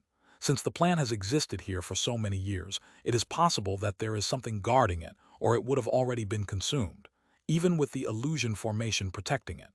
Despite his excitement, Han Li maintained a calm exterior as he spoke. "Brother Han means to say that there could be an ancient beast guarding it." Alarmed, Violet Spirit regained clarity of mind. Han Li had previously mentioned a bit about the ancient beasts found in the valley. "That's right. Do you see the 2 snapped branches at the top of the tree? 2 of the fruits should have already been consumed by the ancient beast guarding it. Although it will not raise one's cultivation realm when unrefined, it will still have some effect on breaking through a bottleneck. That should be why the fruits still haven't been entirely consumed." There was no doubt that if the creature was nearby, it would be hidden in the lake. Ever since Han Li had entered the valley depths with Violet Spirit, he had taken the cloak off of his head. He figured she would have already guessed that he possessed the ability to avoid spatial tears after he drove the wind-riding chariot, so he hadn't bothered to hide it. Having discovered nothing after sweeping his spiritual sense across the lake, he looked at it with glowing blue eyes. His gaze penetrated 100 meters into the depths of the pond, and his expression stirred. Staring at Han Li's face, Violet Spirit noticed his change of expression and frowned, asking, "What? Has Brother Han discovered something?" With a calm expression, he turned his head to Violet Spirit and said, "Step back. The ancient beast guarding the fruit seems to be troublesome. It will take a bit of effort before I can dispose of it." The fact that the beast was able to evade the notice of his spiritual sense left a deep impression on Han Li. Then I must thank Brother Han for his trouble. Knowing that her own abilities were lacking, she could only rely on Han Li and tactfully obeyed. She then flew back 100 meters and motionlessly floated in the air. Once Han Li saw Violet Spirit step aside, he reached to his waist and tossed 3 spirit beast pouches in the air. Then, with an incantation gesture, he summoned tens of thousands of gold-devouring beetles to fill the sky around him and blot out the sun. Golden light flashed across 100 meters in the sky. When Violet Spirit saw this, she couldn't help but yelp in shock. She knew of Han Li's insects and even witnessed him using them in Heaven Void Hall and in his battle against the disciple of Archsaint Six Paths. However, the gold-devouring beetles as of current had undergone a massive change in color, viciousness, and numbers. The sudden appearance of these tens of thousands of immensely intimidating insects released an unordinary pressure that left her in awe. Hanli paid no attention to Violet Spirit's shock and arranged the gold-devouring beetles in formation. Then, with a wave of his sleeve, 36 of his bamboo cloudswarm swords successively flew out and began to flutter around the cloud of beetles in foot-long streaks of light. He struck all of the golden swordlights with successive spell seals, and they immediately split into over 100 identical images, each radiating with brilliant light. He pointed at the swordlights in the sky and softly shouted, "Go!" The swordlights trembled once and each began to mysteriously disappear one by one. In the blink of an eye, the aureate sword formation had been placed down below the cloud of beetles. Hanli pursed his lips. With the formation down, he felt much more at ease. He looked into the lake down below as a harsh expression appeared on his face. With a flick of his hands, golden light brightly shined and thunder roared around them, summoning a fist-sized ball of lightning between his hands. In the blink of an eye, the ball of lightning grew to the size of a bowl, and Hanli pushed his hands forward, launching the golden ball towards the lake with a clap of thunder. When the ball of lightning touched the lake's surface, thunder roared as the ball ruptured, filling the lake with arcs of lightning. Violet Spirit bit her lips as she saw this, her heart heavy and her gaze focused on the scene. The golden lightning didn't disappear. Instead, it violently surged through the water, causing a 10-meter-wide whirlpool to appear at the center of the lake. A muffled roar sounded out, and a black-white mist of demonic chi emerged from the whirlpool, faintly concealing a strange ancient beast. The beast appeared peculiar.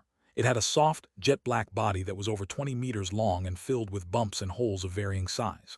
At the center of the mass of flesh, there was a huge protrusion that appeared to be its head, and apart from its single jet-black eye, Hanli saw no other sensory organs, not even a mouth or nose. The beast was truly disgusting to behold, causing even Hanli to feel apprehensive. When Violet Spirit saw this beast from a distance, her complexion paled, and she felt a chill run down her spine. However, Hanli had never heard or read of an ancient beast like this one.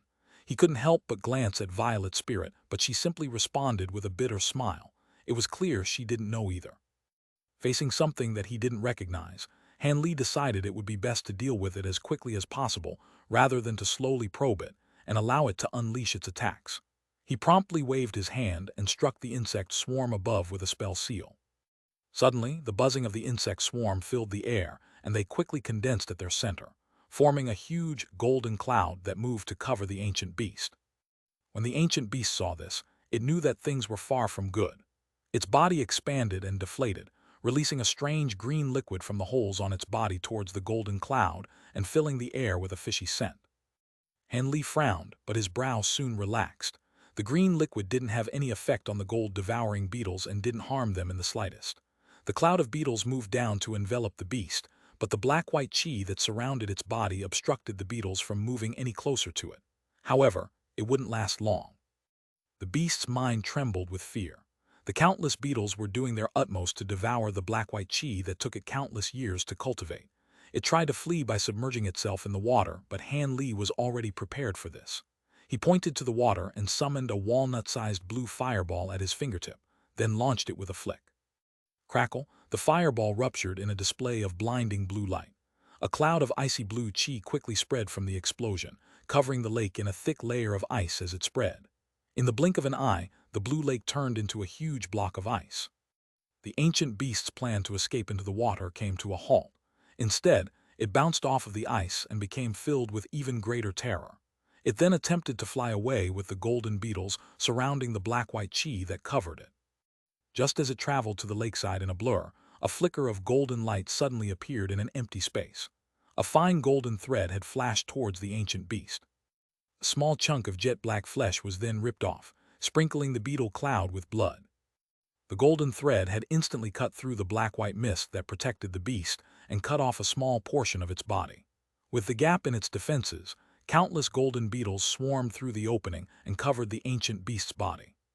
The beast suddenly released a miserable shriek, and its body flickered with light. A layer of demonic green flame covered it to try and burn the gold-devouring beetles that surrounded it. Although the green flames were a formidable ability that the beast had bitterly cultivated for years, it didn't hinder the gold-devouring beetles in the slightest. In fact, it provoked them, and they began to devour the beast with even greater speed. The beast experienced indescribable pain all over its body, and it changed direction in a desperate attempt to flee from the other side of the lake. Hanli stood at the lakeside with both of his hands behind his back. He coldly stared at the beetle-shrouded beast as it floundered about like a headless fly. Unfortunately for it, he had already placed down the Aureate sword formation. Although he didn't activate the formation to close in on the beast, a golden sword thread would cleave off a portion of its body whenever it tried to run. Soon, over half of the beast's body had disappeared, and its screams began to lose strength. It eventually released one last pained scream before dropping onto the ice and remaining completely motionless. This nameless beast's true ability was its amazing aura concealment. Even late nascent soul cultivators wouldn't be able to discover a trace of it, but its abilities in battle were pathetically mediocre. It was a pity that its disguise had been seen through by Hanli's bright-side spirit eyes. With the beast trapped by the Aureate sword formation and swarmed by the gold-devouring beetles, it wasn't able to employ its innate escaping abilities and was easily slain. A short moment later, the gold-devouring beetles buzzed as they flew into the air, leaving behind only a strange black-white sphere, the beast's demon core. At that moment, Violet Spirit flew over and glanced at Han Li with admiration. "Brother Han, your current abilities are truly profound. You were able to kill this ancient beast with complete ease. It seems the rumors of Brother Han being on par with the three great Heavenly South cultivators are true. It isn't that my abilities are outstanding, but the beast was weak. It couldn't compare to the ancient beasts that I previously fought." Han Li shook his head and then reached out, summoning the demon core into his hand. Han Li looked down at it and saw the sparkling black-white demon core. This was the first time he had seen a demon core with such colors and couldn't help but appear excited. With a more pressing matter at hand, Han Li knew it wasn't the time to research the demon core and put it away with a flip of his hand. Then he tossed out 3 of his empty spirit pouches into the air and pointed to the gold-devouring beetles. They screeched and immediately split into 3 different clouds as they returned to the spirit beast pouches. With the beetles returned, Han Li mentally commanded the 36 bamboo cloudswarm swords back into his sleeve, dissolving the Aureate sword formation surrounding the lake. "Let's go pick the fruit and be quick about it. I don't know how long the illusion formation will delay the ghost spirit sect cultivators." Han Li then flew across the lake in an azure streak. When Violet Spirit saw this, she closely followed after him, and the two arrived 6 meters above the plant. After sweeping his gaze across the plant, Han Li turned his head to Violet Spirit and said, "You go ahead and pick them first, but be careful. These spirit fruits are rather peculiar. You will need to contain them in wood attribute materials, or their medicinal power won't last over the next few days." "Many thanks for your warning, Brother Han. I will be careful." Violet Spirit forcefully suppressed her excitement and smiled to Han Li. Then, without a trace of hesitation, she waved her sleeve and summoned a dark green box into her hand. Then, with a flick of her hand, a white streak flashed by and a fruit disappeared without a trace. With the wooden box already prepared and in the woman's hand, the white streak flew into the box, carrying a spirit kindle fruit inside of it. She closed the lid of the box and let out a long sigh, then placed it in her storage pouch. "What, will Violet Spirit not take another?" When Han Li saw that she only took one, he was stunned. Violet Spirit answered with a sweet smile, "Many thanks for Brother Han's kindness, but one will be enough. Apart from the information I acquired, I did little else to find this place. It was all due to Brother Han's abilities that I was able to acquire this fruit. Although I do have something of a friendship with you, I still can't have an equal share of the fruit with you. Brother Han should take the remaining ones." After all, in addition to being refined into nature origin pills, these fruits can be used to increase your cultivation. Han Li was quite surprised to hear her say such deferential words. To tell the truth, although she was famed for her beauty in the scattered star seas and was the most beautiful woman he had seen, she was also quite shrewd. But after the exquisite sound sect was seized from her, her temperament had taken a turn for the worse and Han Li had kept his distance as a result. Now that she spoke with reason, regardless of whether her words were a result of sincerity or deliberate calculation, Han Li's impression of her vastly improved. Restraining one's greed when facing a worldly spirit fruit wasn't an easy task. "Since Violet Spirit has said this, I won't be polite." Han Li nodded and slapped his storage pouch. In a flash of white light, a wooden box he had prepared beforehand appeared in his hand. He flicked the box open with his free hand, and an azure light glowed from it. The 3 spirit kindle fruits trembled and fell off before being bound by the azure light and were drawn into the box. With the box safely put away, Han Li said, "Let's go. We can't stay here for long. We don't know how long until the ghost spirit sect finds us. Although I have no fear of fighting them, the pills must be refined quickly." Violet Spirit pursed her lips and said, "Of course. The fruits won't hold for long. However, we cannot return the way we came or we will encounter them. Wouldn't it be better to pick a direction and find a secret area a few thousand kilometers away to refine the pills? As for where, it will be up to Brother Han, of course." Where to go? Han Li frowned and took a look around him. Something suddenly came to mind, and he slapped his storage pouch. A piece of worn and rough silk appeared in his hand, the map of Devil Fall Valley that Han Li acquired from the Azure Silkworm robes. He carefully looked at the map and took measure of his surroundings and position, revealing an expression of surprise. The position of this desert wasn't too far away from an area that the map marked. They should be able to arrive in 2 days' time. After taking a look at the crude mark on the map, Han Li grew pensive. Seeing that Han Li didn't immediately reply to her, and was instead looking at a tough piece of fabric, Violet Spirit couldn't help but grow curious. But since she was clever, she decided to silently wait in place until Han Li came to a decision. "Follow me. We will first refine the medicine pills before deciding anything else." With that said, Han Li put the map away. He then glanced at the plant behind him and frowned. With a chop of his hand, a streak of azure light flashed out and severed one of its twigs, but as soon as the twig touched the ground, it instantly withered and turned to ash. A trace of sadness appeared in Han Li's eyes. It appeared that the records were true. The tree of the spirit kindle fruit was different from other trees.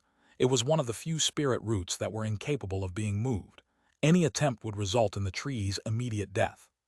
Without any further hesitation, he raised his hand and released the wind-riding chariot in a streak of light. The two boarded the chariot and took off in a flash of light, streaking through the sky until it appeared only to be a white speck. Before he took off, Han Li already made plans to first find somewhere to refine the nature origin pill and quickly consume the pill's medicine power. With that done, he would then take a look at the map and look for the secret treasures. Any treasures that the map revealed must be extraordinary given how mysterious the map was. So long as it wasn't too dangerous, Han Li would definitely pay a visit to the areas that the map marked. About 2 hours later, the party of Ghost Spirit Sect cultivators arrived at the oasis. However, the lake had turned to ice, and the plant that laid at the center of the lake was lacking any fruit. The Ghost Spirit Sect disciples glanced at each other in dismay when they saw this. Elder Zhang appeared particularly pale. At that moment, Han Li had already traveled over 500 kilometers towards the area marked on the map. Not long after, they left the desert and appeared in an area consisting of green-yellow plateaus of varying heights. Han Li couldn't help but sigh in amazement when he saw the new scenery. Devil Fall Valley seemed to include different terrain for every corner of it. It appeared almost as if every terrain that existed was present in the valley. After half a day, Han Li pressed the wind-riding chariot forward before eventually arriving at a mountainous area.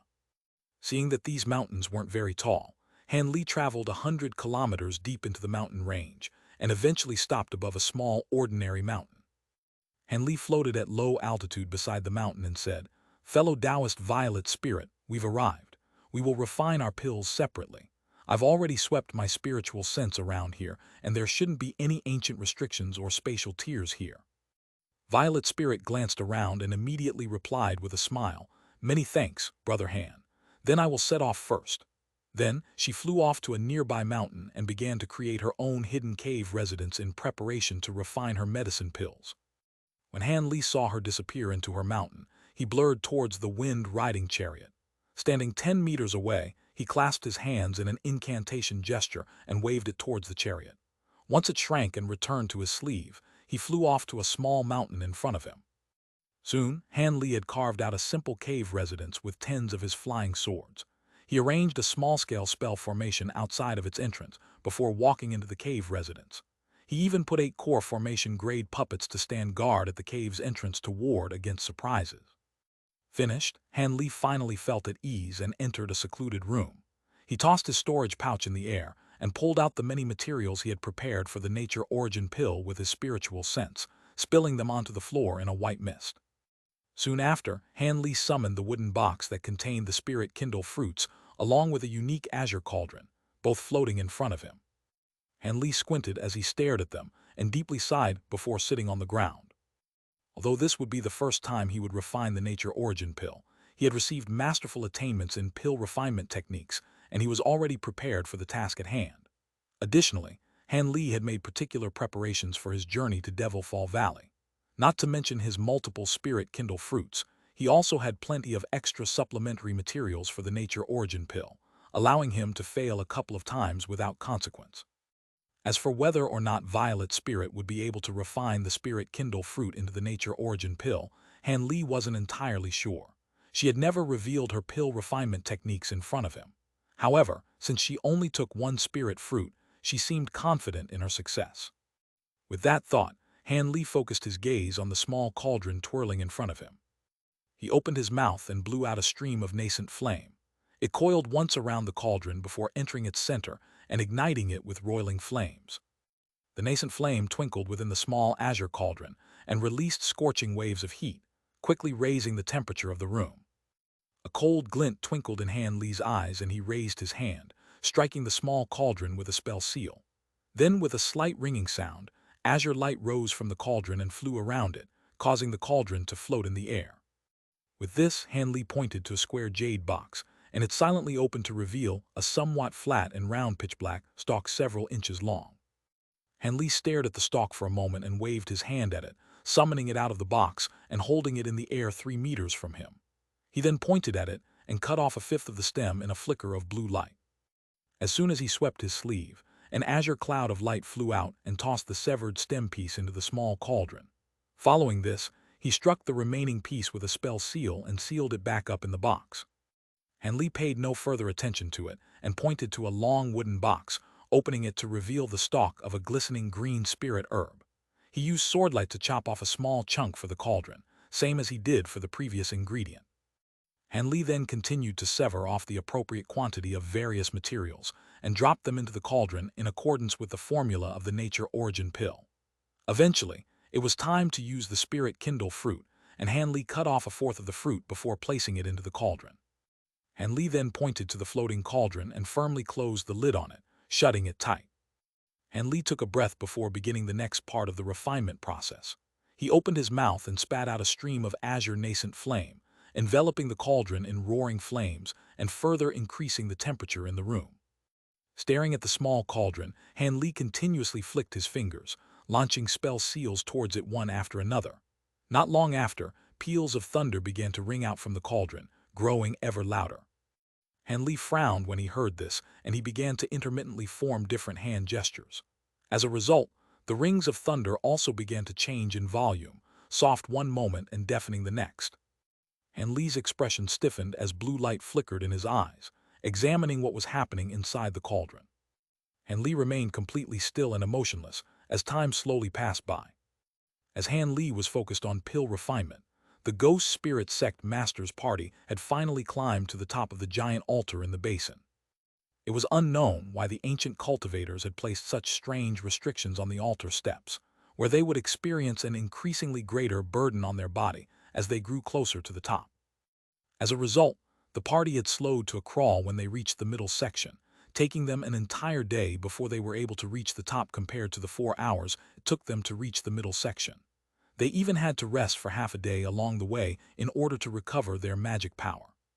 The nascent soul cultivators fared well enough, but the 3 core formation disciples were barely able to make it to the top. On the last tens of steps, they felt as if 1,000 tons were weighing down on their every step. They were only able to slowly move after mustering every ounce of their strength. Of course, the trek was easiest to Wei Wuya. From the very start, the restriction didn't appear to have any effect on him, and he appeared completely indifferent. As for the other 2 nascent soul cultivators, even they struggled to walk up those last steps and had grimaced.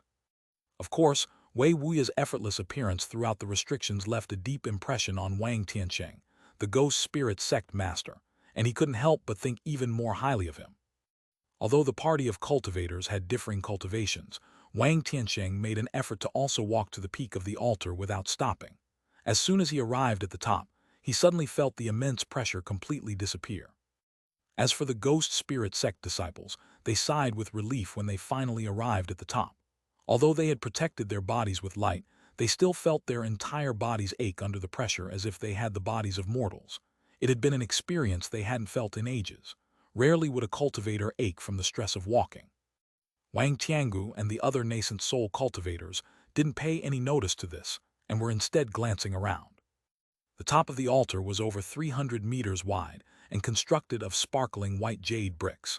At the center, there was an offerings table over 20 meters long that was elegantly constructed from dark green jade.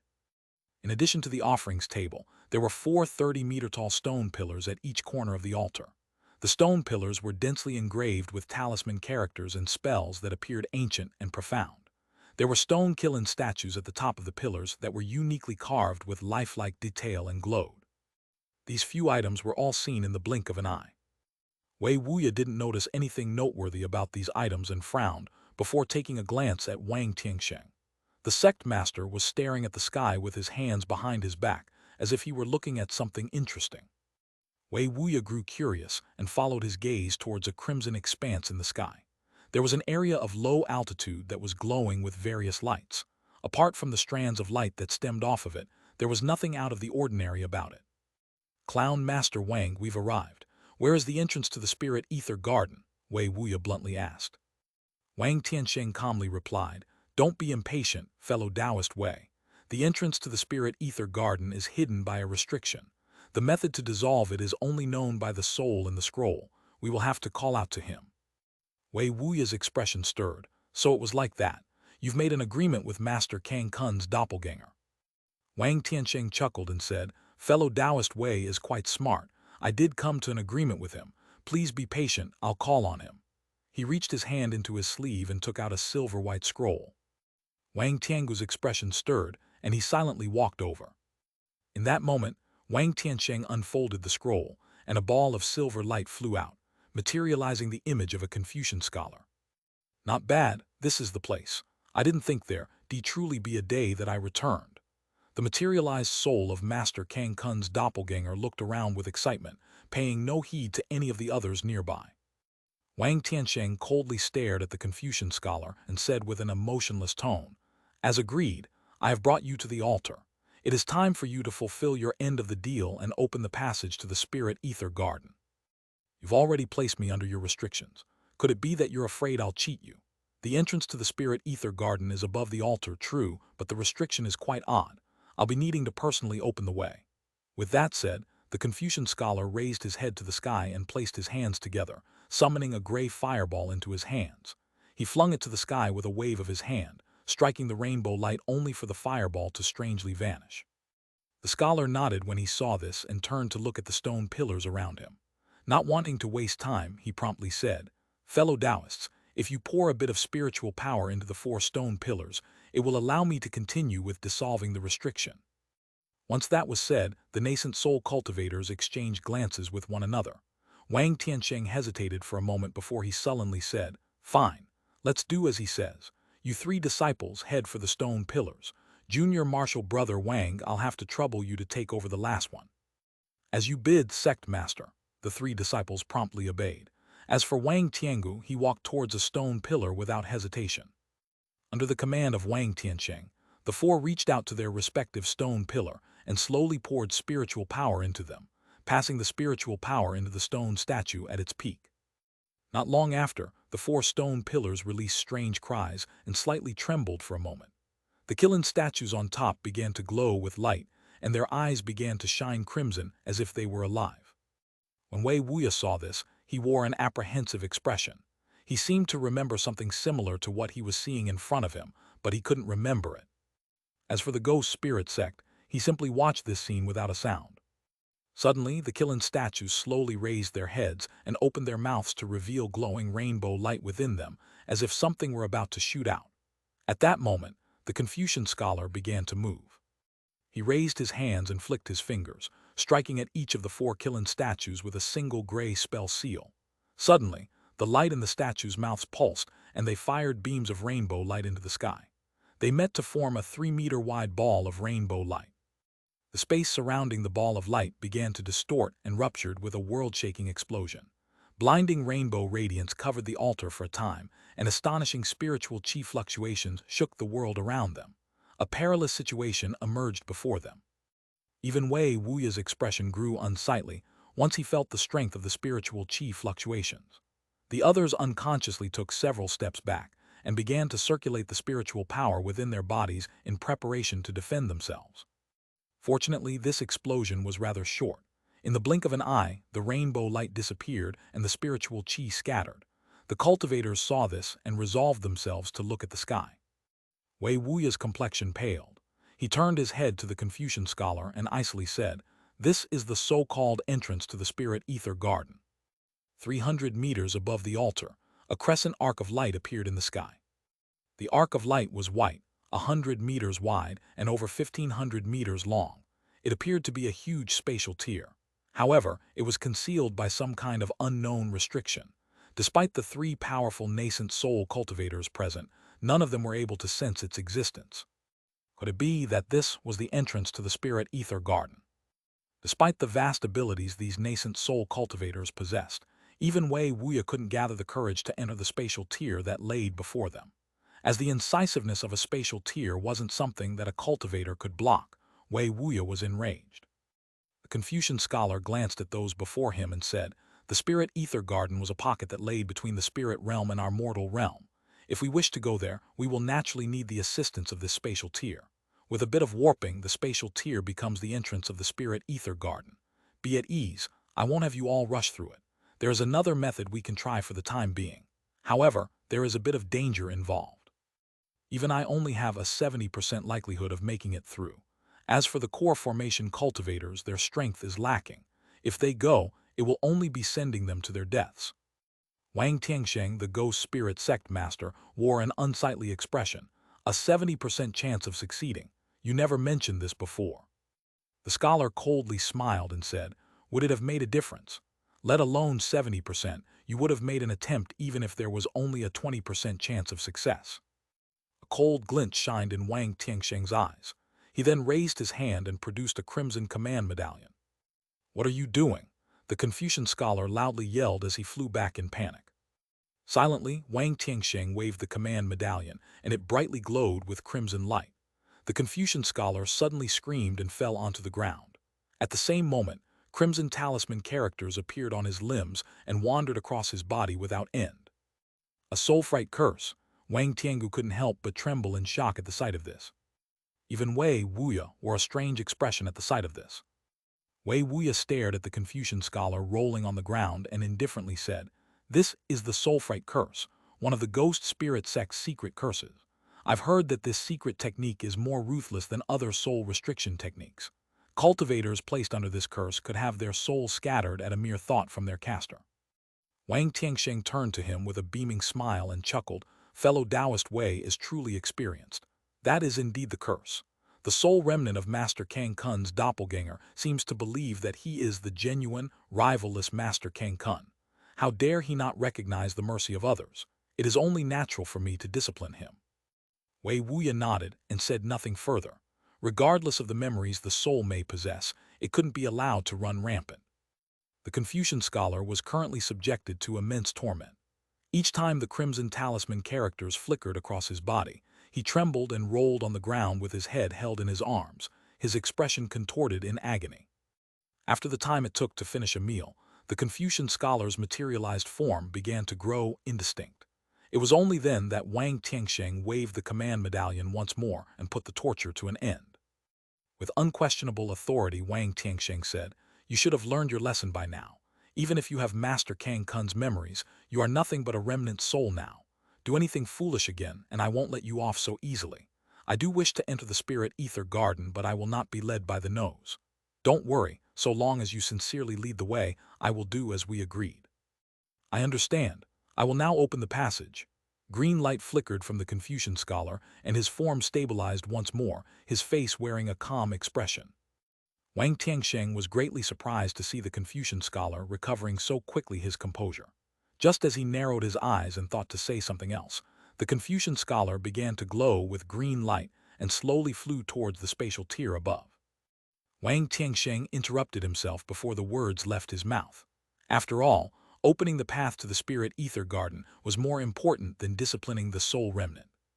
Wei Wuya and the others kept silent as they coldly watched the Confucian scholar's movements.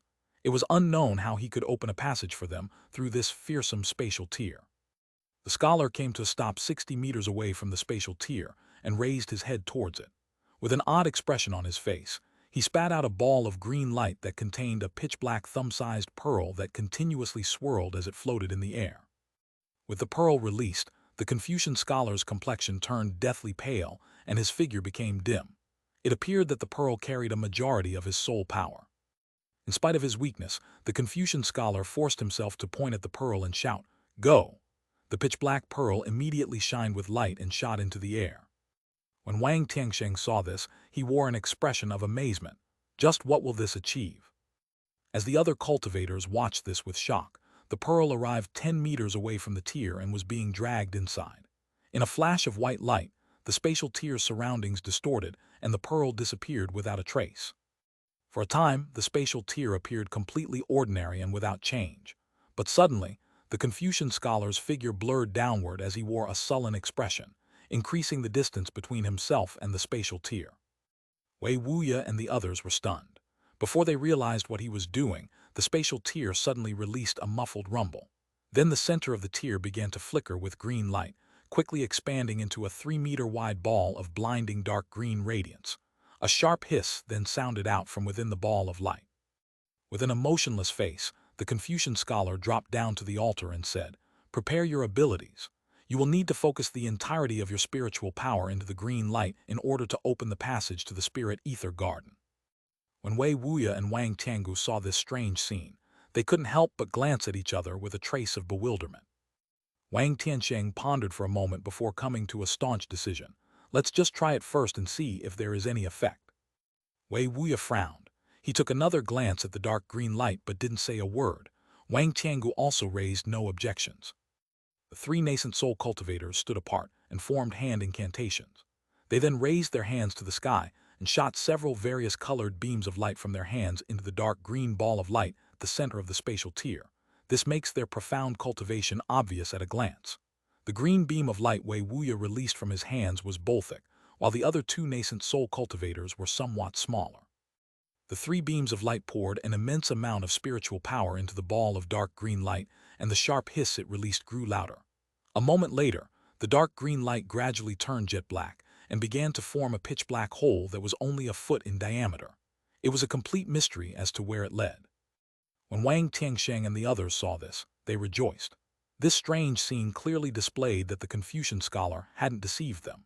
The 3 promptly circulated the spiritual power in their body, and the beams of light they released grew thicker, causing the dark green light in the spatial tier to grow thicker. In the time it took to finish a cup of tea, the hole reached to a meter in length and seemed barely enough for one person to go through. When the scholar saw this, he calmly said, "You should now be able to enter. However, the entrance is still unstable, and I do not have a second realm tier pearl to open the passage. If you do not wish to be trapped on the other side, you had best continue to pour spiritual power into it so that the passage stabilizes." With that said, Wei Wuya and the others felt a bit of shock. When they saw the black hole wavering, they didn't dare to stop and continued to pour in their spiritual power. It was clear to see that this stabilized the black passage, but it had consumed a great deal of spiritual power. But a moment later, the black passage has lost stability once more. This bewildered Wang Tianxiang. As a result, he commanded his 3 core formation disciples, "You 3 come and help. Although your cultivation is inferior, you will do enough together." "Yes, sect master." When the 3 disciples heard this, they didn't dare to delay. They hastily gathered their spiritual power and shot beams of light towards the black light. The Confucian scholar simply stood in place as he watched this all occurred. As time slowly passed, Wei Wuya and the others had poured nearly half of their spiritual power into the spatial tier and finally stabilized it so that it will no longer flickered. When the cultivators saw this, they released a long sigh of relief and ceased channeling their spiritual power into it. Wang Tianxiang narrowed his eyes when he saw this and asked, "This is truly the passage into the spirit ether garden?" The Confucian scholar didn't reply. Instead, Wei Wuya answered, "It should be genuine. I've already sensed the other side of the passage and there is a vast area." His expression stirred as he spoke and licked his lips. The others lacked the spiritual sense to see inside of it, but when they heard this, they rejoiced.